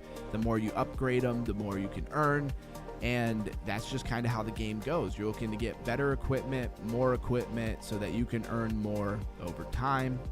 And then we just grow the plants. They all have different time frames. I've upgraded quite a few. I got a reindeer and a chicken. I'm trying to upgrade my chicken right now, but you need food for them, right? You can come over to this vending machine, and this is their market where you can actually drop some money to buy stuff if you want to kind of quickly run up the ability to make something here. But remember, as soon as you spend $50, now you're negative $50. So you need to earn a decent amount, and I don't know what the conversion is here. When it comes to these types of games, I like to get in, play around with them, see how often they integrate, see how committed the team is to making stuff happen. I'm in their Discord as well. And I tend not to spend real money on them, right? Now, if I made a bunch of money trading, I might drop $50 just for fun. But I'm hanging out here, and I'm kind of doing the research for everybody else to see how long it takes and how much money you can actually make on this game over time. And once again, we do love DeFi gaming here at Underground Crypto. So there's that. Let's see if our talking points loaded. Still nothing. This is really annoying. And then we have this other game that we've been playing. It is on the Stark network, which is really interesting because if you caught our DeFi Friday stream and then Saturday, it kind of bled over into Saturday too. Had a lot of stuff I had to figure out on how to get money and create the proper wallets and get money into this game because it's on StarkNet and that's not a network that I normally would use, right? So it's been a lot of fun. This game is cool. Been trying to figure out this game. It's kind of talking to you while I try to get these talking points up. So you can practice for free, but if you go to my games, you can see I actually bought some ability to play paid games, and the stuff's pretty cool. I mean, if you can figure this game out, there seems to be some money to be made, right? Because everybody who's paying a paid game is paying 76 cents, and there's leaderboard, right? And so there's different ways that you can win here. Sometimes they have tournaments. Winners in the tournaments make up to like $4,000 in winnings. It's pretty cool. And then there's these beasts because it's like a game of like luck and chance as far as which type of monsters you come across. So there's 3 wanted beasts down here. One of them's already been got, and the bounty on each of them is $1,667. So that's a decent chunk of change to keep you motivated to try to do this. Now, of course, if you're playing a practice for free game, I don't think that you will get anything, or you'll probably never come across these people, right? But anyways, I just wanted to say we're always looking for a way to earn. This game is a lot of fun, even if it's a little dark for my taste. It is like a turn-by-turn strategy game, which is right where I love to be. That's my kind of game. All right, let me go check on these talking points, see if they're ever going to work here. This doesn't normally happen. I don't know what it is. ChatGPT's been having some issues with keeping a constant feed. All right, so now they've got it working. And then I have to hope that when I re-merge this tab with my web browser here, that it keeps it where I want it and also is loaded. So that's a lot of fun too. But we want to raise your crypto IQ. It is worth the time. And we started a new series. The story really set the foundation for what we're going to be talking about, right? And here we are. So why markets don't grow in a straight line? By a straight line, they very much mean on a chart. So all emerging technologies grow in waves rather than a steady line. And just think about any emerging technology, whether it was the internet, whatever, phones, computers, they very much had times of a lot of growth and a lot of innovation and a lot of new stuff coming out, and then times where people had to work and figure out problems before you could get that next wave of hype and new equipment or new technology. Adoption, capital, and innovation arrive unevenly. Crypto amplifies this pattern because it combines technology with finance and speculation. Cycles are not failure, right? They are how uncertain systems develop. So, reflexivity in crypto markets. Crypto markets are highly reflexive. Rising price attracts attention, not attacks it, but attracts it. Attention attracts capital, and capital accelerates development, and development reinforces the belief. This feedback loop creates a rapid expansion and eventually an overextension, or like we were talking about the RSI, that would be like overbought or oversold. So, man. All right, that went down the wrong tube. Capital rotation. So we're talking now more about the rotation and how this actually works. As narratives shift, capital rotation between sectors. So you have the layer 1, and then that money flows into DeFi, NFTs, AI, and gaming, into infrastructure.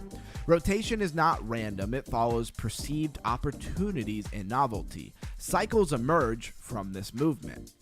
Expansion phases. So expansion occurs when new narratives emerge, liquidity increases, technology unlocks new use cases, or speculation accelerates. These phases create rapid growth. Saturation and overextension, though, as a cycle matures, expectations outrun actual reality, projects in that niche multiply, capital therefore is dispersed amongst all of these new projects, and marginal innovation declines. Momentum weakens, to sum it up and say it in a simple way. We just got an alert. It looks like maybe your 5-minute BTC RSI has come down and reset, just like we said it would. And let me show that to you for just a second. It's kind of the power of setting your alerts. I know it's in the middle of our talking points. It's okay. And again, this is what you would be clipping this whole section of the chats, and I'll just edit out the part where I go to do something else. Blue Sky, don't worry about that part. All right. So your stochastic RSI came down to hit our yellow line, which was an alert. And I'm going to delete that alert so I don't have to listen to it for the next week. And you see you had that flag, but your RSI didn't back it up. Your stochastic RSI didn't really back it up. But then on the 5-minute, what did it do? That's pointed up, and that is still pointed up.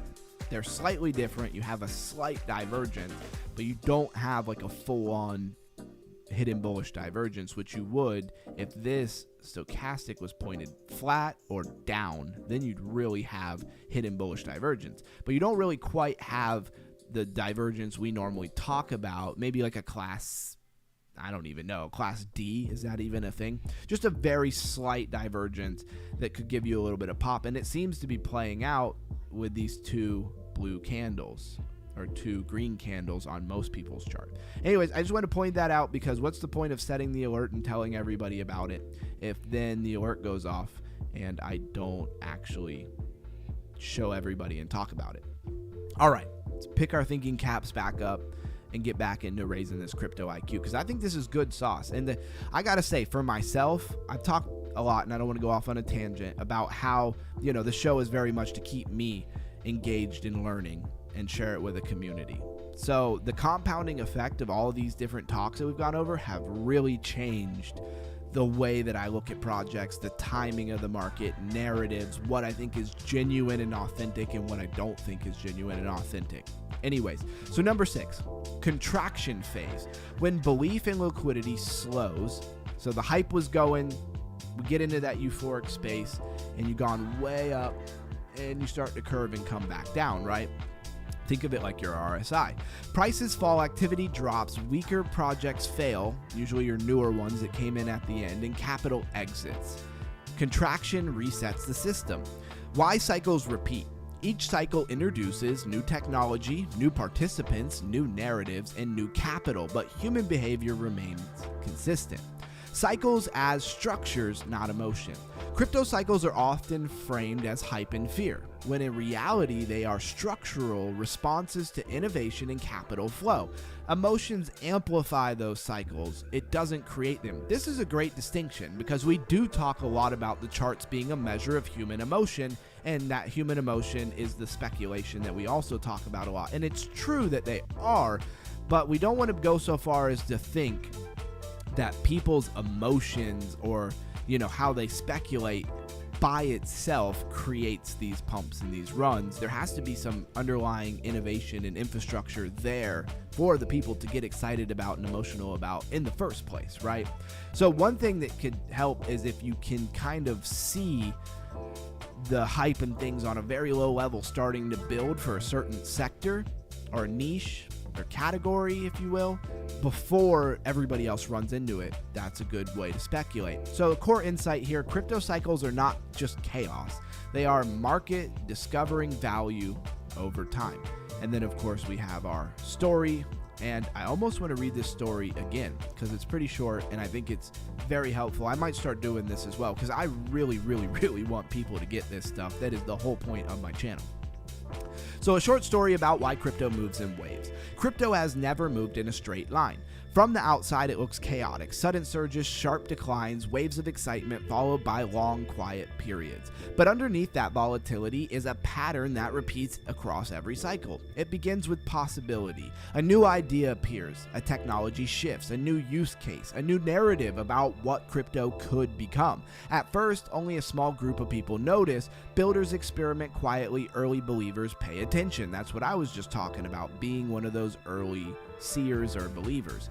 And then the momentum forms. Price rises, attention grows, capital enters, more builders arrive. The idea feels validated and expansion accelerates. That's what was once a niche, small, not a lot of people knew about, becomes visible and everybody seems to catch on. But growth outruns the reality. Expectations climb faster than actual adoption. Projects multiply, capital spreads thin, and the signal becomes noisy. Eventually, belief weakens, and the contraction begins. Prices fall, attention fades, speculation retreats, weak systems disappear, the really smart people already sold at the top, but what remains is infrastructure, knowledge, and progress built during the expansion. Then the crypto cycle begins again, but not from zero, but from a higher base. Crypto doesn't repeat because it fails. It repeats because innovation, capital, and beliefs move unevenly. What looks like a boom and bust is actually discovery. The market is searching for what matters. Thought it would be good to throw that in again at the end. Now let's look and see what the heck River ever did. Yeah, we would be grateful if all the enthusiasts here would press the like button. Thank you. Subscribe and join the Discord and follow Underground Crypto on Twitter. Yes, we would definitely appreciate that. So you had the pump, but everything moves, in waves. That's what we're talking about. Crypto does not move in a straight line. Look at me follow the price action here. None of this is a straight line, right? Just wanted to point that out because it backs up what we were talking about. So what did you get? You got this move up, and then you got the pullback down to the 21. Wick down, touch the 200, the stochastic reset. This is the 3 minute. I like the 3 minute a lot because it moves quicker than the 5, but it's not the 1 minute where, the stochastics reset on the 1 minute constantly back and forth. So right here, somewhat of a good trade is just to stop loss below the 200 and see if you get the bounce, right? That could be good. You got to remember that it is, later in the evening outside of what most people traditionally trade markets, even though crypto is open 24/7. And if you wanted to pull a measured move, and you get to the point where I'll pull a measured move and put it on and not even draw the pattern, but for everybody else, I kind of need to draw the pattern, right? Which would be this falling flag. And that kind of seems where you are, and that takes you right to where we drew the top of these previous price action. Now, will that happen? No idea. That's just a projection. Remember, patterns and things, a lot of times we project them so that we can maybe position ourselves before it played out, because once it starts pumping, you missed a big majority of the move. And then you go back. I like to go back to our liquidation map, refresh it, did it automatically this time, pull up and see if there's any new liquidity here.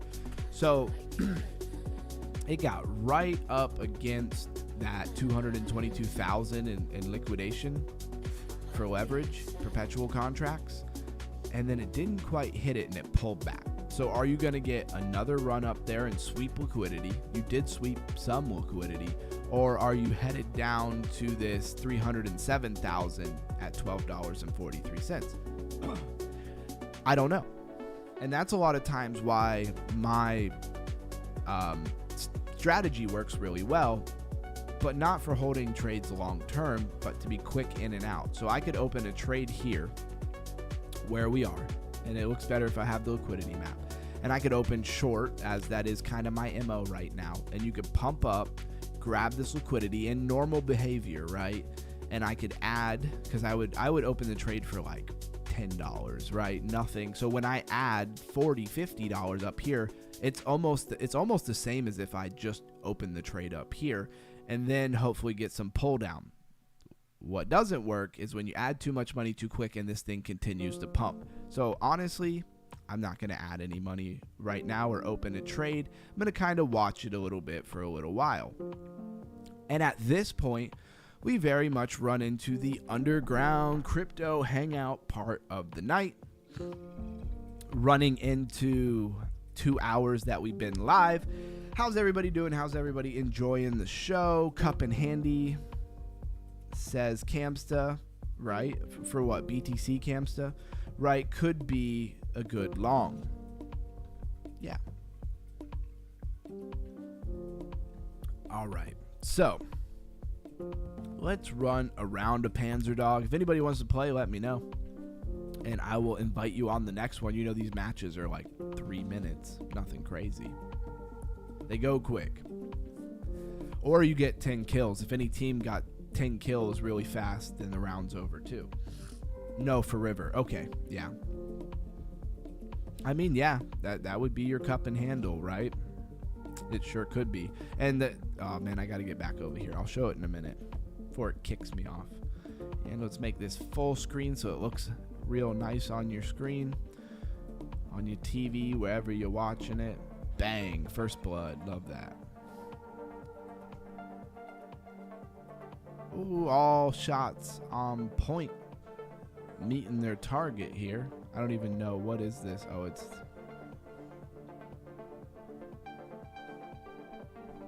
All right, I'm on them. Let's go. Man, I got the whole team coming after me. Bang, bang. We were putting them down. We're doing good. Need some health, though. All right, he's done. Let's grab the laser again, and let's do it. Let's do it all over again. Another 2 for 2. Bang. Oh, wow, I hit him. That went right through him. I must be lagging.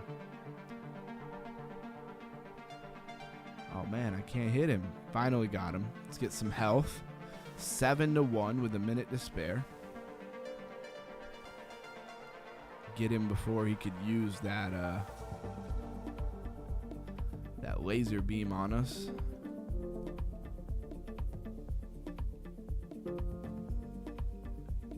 Got 36 seconds left. Got him. 9-3. Oof, oof. Man, he got me trapped. I can't hit him. Finally got a hit on him. Let's go.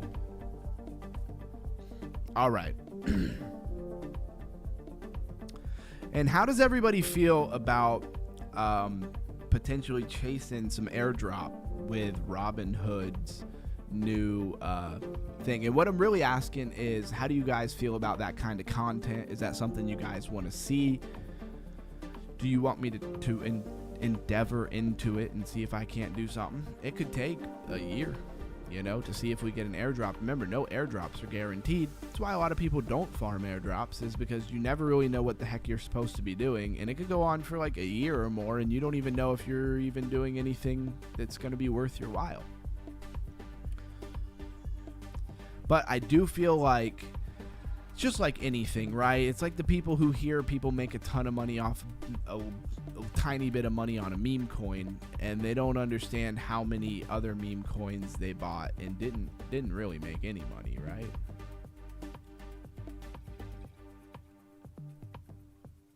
Oof, cooked him. First blood. Look at that. We're running wild out here.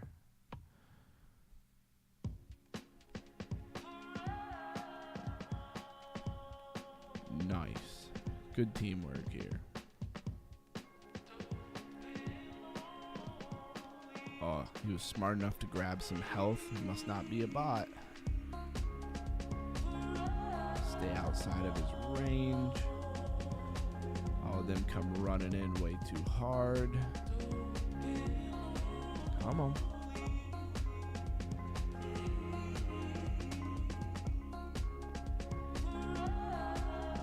All right, let's grab this electricity weapon here. Man, I'm probably taking some hits. Wasn't too bad. I know where my team's at. Wow, we're getting crushed this round. It's because my team sucks.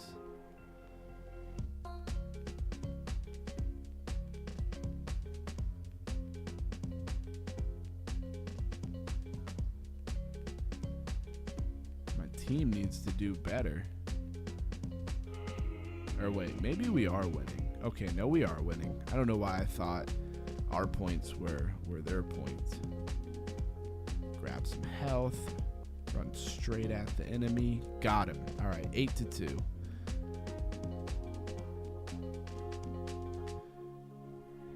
Nine to 2. We just need one more kill. We only got 10 seconds left to do it in. Oh yeah, let's just go after this guy. Got him. got that final kill. 10-2. Did we get top dog? I don't know. Melissa says, sure, why not? All right, well, I will try to bring that to you. Maybe airdrop farming is something that we could do a little more on the channel. Maybe I could get into it a little bit more and make some moolah. All right, we should have an NFT box to open. Let's go to the shop. See if we get another epic piece of gear. Nope, it's an uncommon ingot. So like currency here. All right, let's get out of this. And let's see. And the hard part with this is knowing if you have a cup. Come on, what are we doing? A cup and handle, or if you're making a double bottom, or even eventually it continues for an inverted head and shoulder. You know, because they're kind of all in the same vein, right? So one thing that somebody told me one time is that usually in a healthy environment, a cup and handle, the handle shouldn't be more, this is not the right thing. I don't want the price range. Shouldn't be more than like 50% of the whole range, right? So if you pull your Fibonacci, it'll give you the 0.5 in the middle. And right now you're already under kind of 50% there. And you're losing the 3 minute 200, which means you've already lost the 1 minute 200, right? Maybe not exactly, but either way, you see you're losing 200s on these smaller time frames. That's not amazing. Then you start looking for support and see if your support's gonna kind of hold up. You got some support there. This looks like what it's going after, and then you got some support here. But then you go to your liquidation map, refresh that, and see how close you're getting to that high level of liquidity that we were already looking at. This bright orange, 307,000.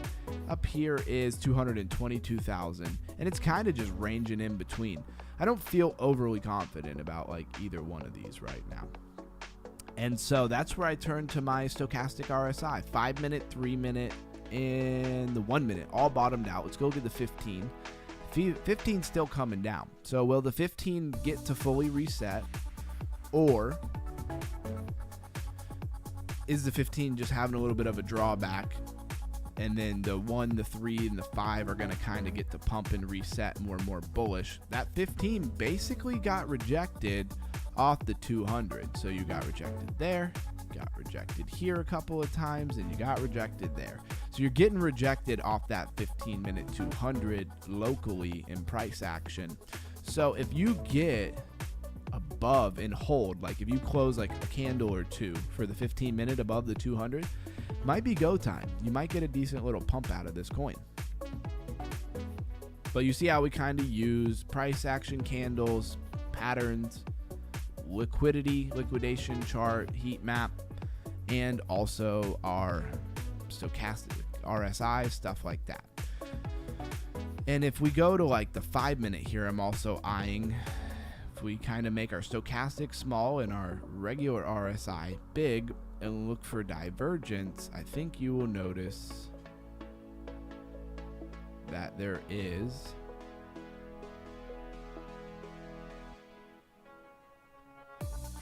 maybe not as much as I thought it would be. I thought we had some good divergence here.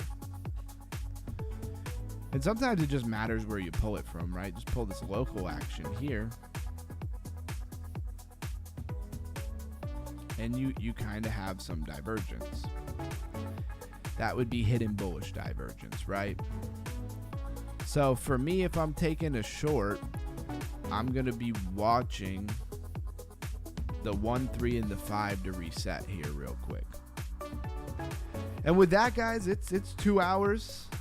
Anything anybody wants to talk about? You know, a lot of times we play a lot of games. I'll probably play one of these practice rounds of this. I'm not really in any trade. Saw this 21 really roll over, and it usually when you kind of flip bearish, you just pounce up, hit that 21, and go down and go down and go down, and it looks like it's just going to want to continue and just push you down under the 1 minute 200. So there's that. And let's make our regular or our stochastic RSI big again. like to keep it nice and big. So the 1 minute already reset happens pretty quick. 3 minute and the 5 minute still haven't even got up off the ground. So I really be waiting for that 5 minute or at least the 3 minute to reset before I jump into anything. And this is Loot Survivor, right? It is a strategy turn-by-turn game on the Stark network ecosystem. The first part of the game, you always get like a monster you can kill in one hit. That gives you some XP, and then you have some stats so you can level yourself up, and it randomly gives you stats. So you kind of got to first look at what the heck they gave you. They gave me a lot of strength. They didn't give me as much wisdom, which is increased ability of avoiding beast ambush. I'm going to put something in that because when beasts come out of the dungeon and attack you, a lot of times they do a lot of damage. So you start off with 40 gold. Here's the marketplace. Potions, they change in price. That's why you want to keep your charisma at a good level because that affects how much it costs you to get health, which is pretty much a big part of the game. First thing I look for here is a weapon. They start you off at random. You basically have a bladed weapon, a bludgeon weapon, and a magic weapon. Those are the three types. And then, of course, you have cloth, leather, and metal, or plate mail, which is metal. If anybody's ever played an MMORPG or anything like that, you should be pretty familiar with the different classes of like a mage, a tank, maybe something like a thief or a rogue. And that's kind of what you got going on here. And you can switch equipment and kind of be multifaceted here, but that doesn't seem to work out because getting gold to buy is actually really hard. You have to be able to defeat high-level monsters in order to get a good amount of gold. And yeah, if you just keep taking a bunch of health and running away from everything, you don't earn any money and you keep spending money on health. Anyways, I won't bore you with those details. You need a good weapon, basically. And it looks like we're gonna have to go magic because that's what they gave us. And this is pretty random. What they give you is random. It says good luck with river. I appreciate it.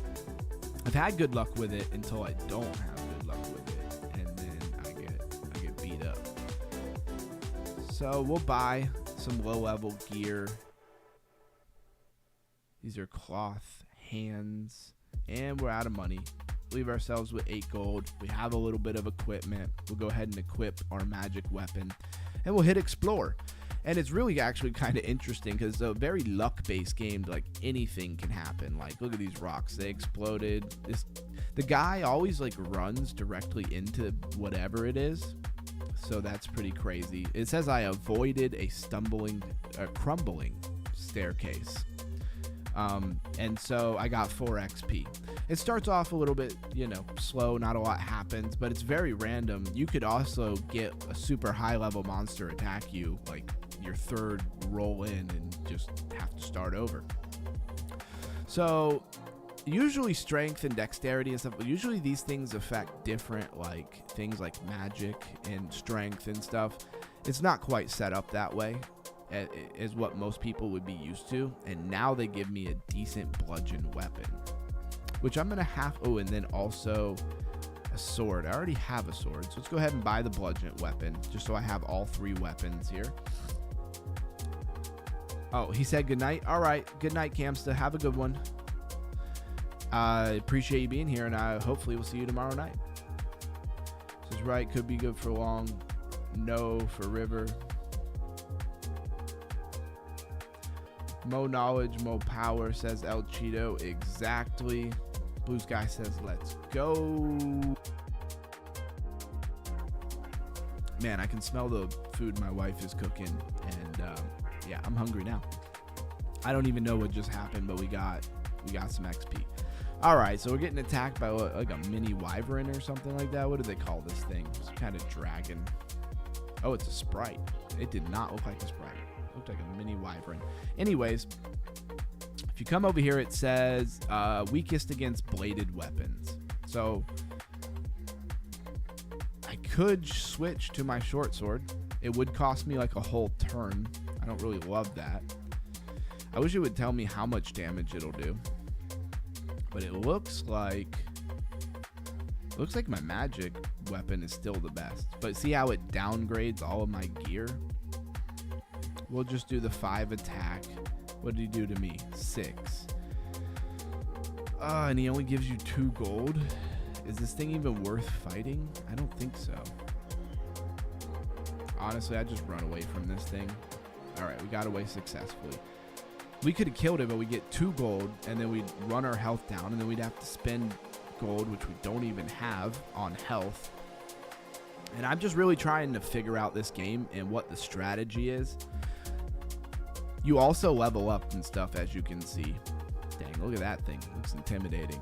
And so right now we're level 3. The top of the leaderboard is like level 48 and 49. So it doesn't look like many people make it past 48 and 49. I think I've gotten as high as like level 15 maybe, or 17. All right, he doesn't have a lot of health. Let's see, what is he weak against? Bludgeon weapons. I will try to equip my bludgeon weapon. Let's see if this matters. I could do 5 attack before, and it does even less. So that sucks. I don't even know if that's worth rolling with. And he only gives me 1 gold. Just gonna run away. And you still get a small amount of XP. Now you do have like a flee rate, like percentage of you being able to actually run away. So if that's super low, sometimes you just have to fight something. I've never seen this. What is going on? What is that? Very weird.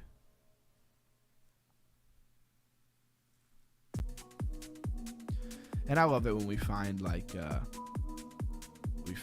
you know, some new games to play. So we avoided that circle, summoning circle. And let's increase our strength, because it'd be nice if we were able to actually kill something. And this can go on and on and on for quite some time here. You never really know if you avoided it or not until later, or what even is going on half the time. It's amazing how long I've been playing this game and I still have no idea what's going on half the time. So we got 4 XP, we lost 6 health, mischievous sprites hit me in the chest. All right, again, very turn by turn type of game. Increase that strength, because we would like to be able to kill something. And the price per potion went up, so I'd like to put something in my charisma skill so I can drive the price of stuff in the market down and actually get gear. Okay, still have no idea what just happened. It looked cool though. He jumped up and did a spin move. Did he avoid it or did he get hit?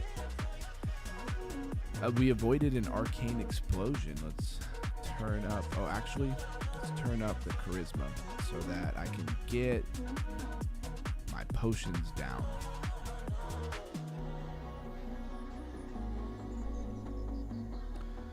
All right, and we'll explore again, and let's check up on River, see what the heck happened. Did finally get a little bit of a bounce here. I do see that is here. We'll grab this bottom line and move it up to where it bounced. Very much some support and resistance flip there. Still very much underneath. Or right on the 200. Has the 5-minute reset yet? The 5-minute has reset. And that 15-minute still pointing down, still not getting above that 15. Yeah, so they're all pretty much about to pump. It looks like the 3 and the 5 look like they're about to give you a little pump. Nothing you would notice on a big time frame.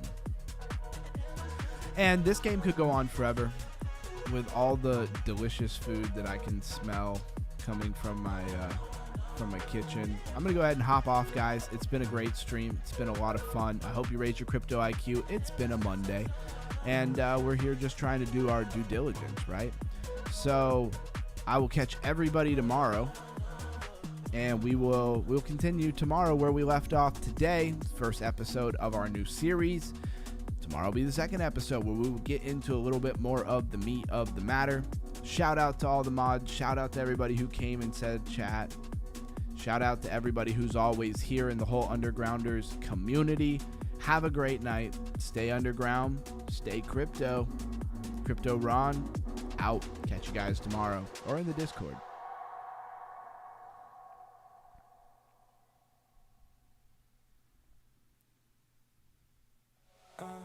I'll take you anywhere.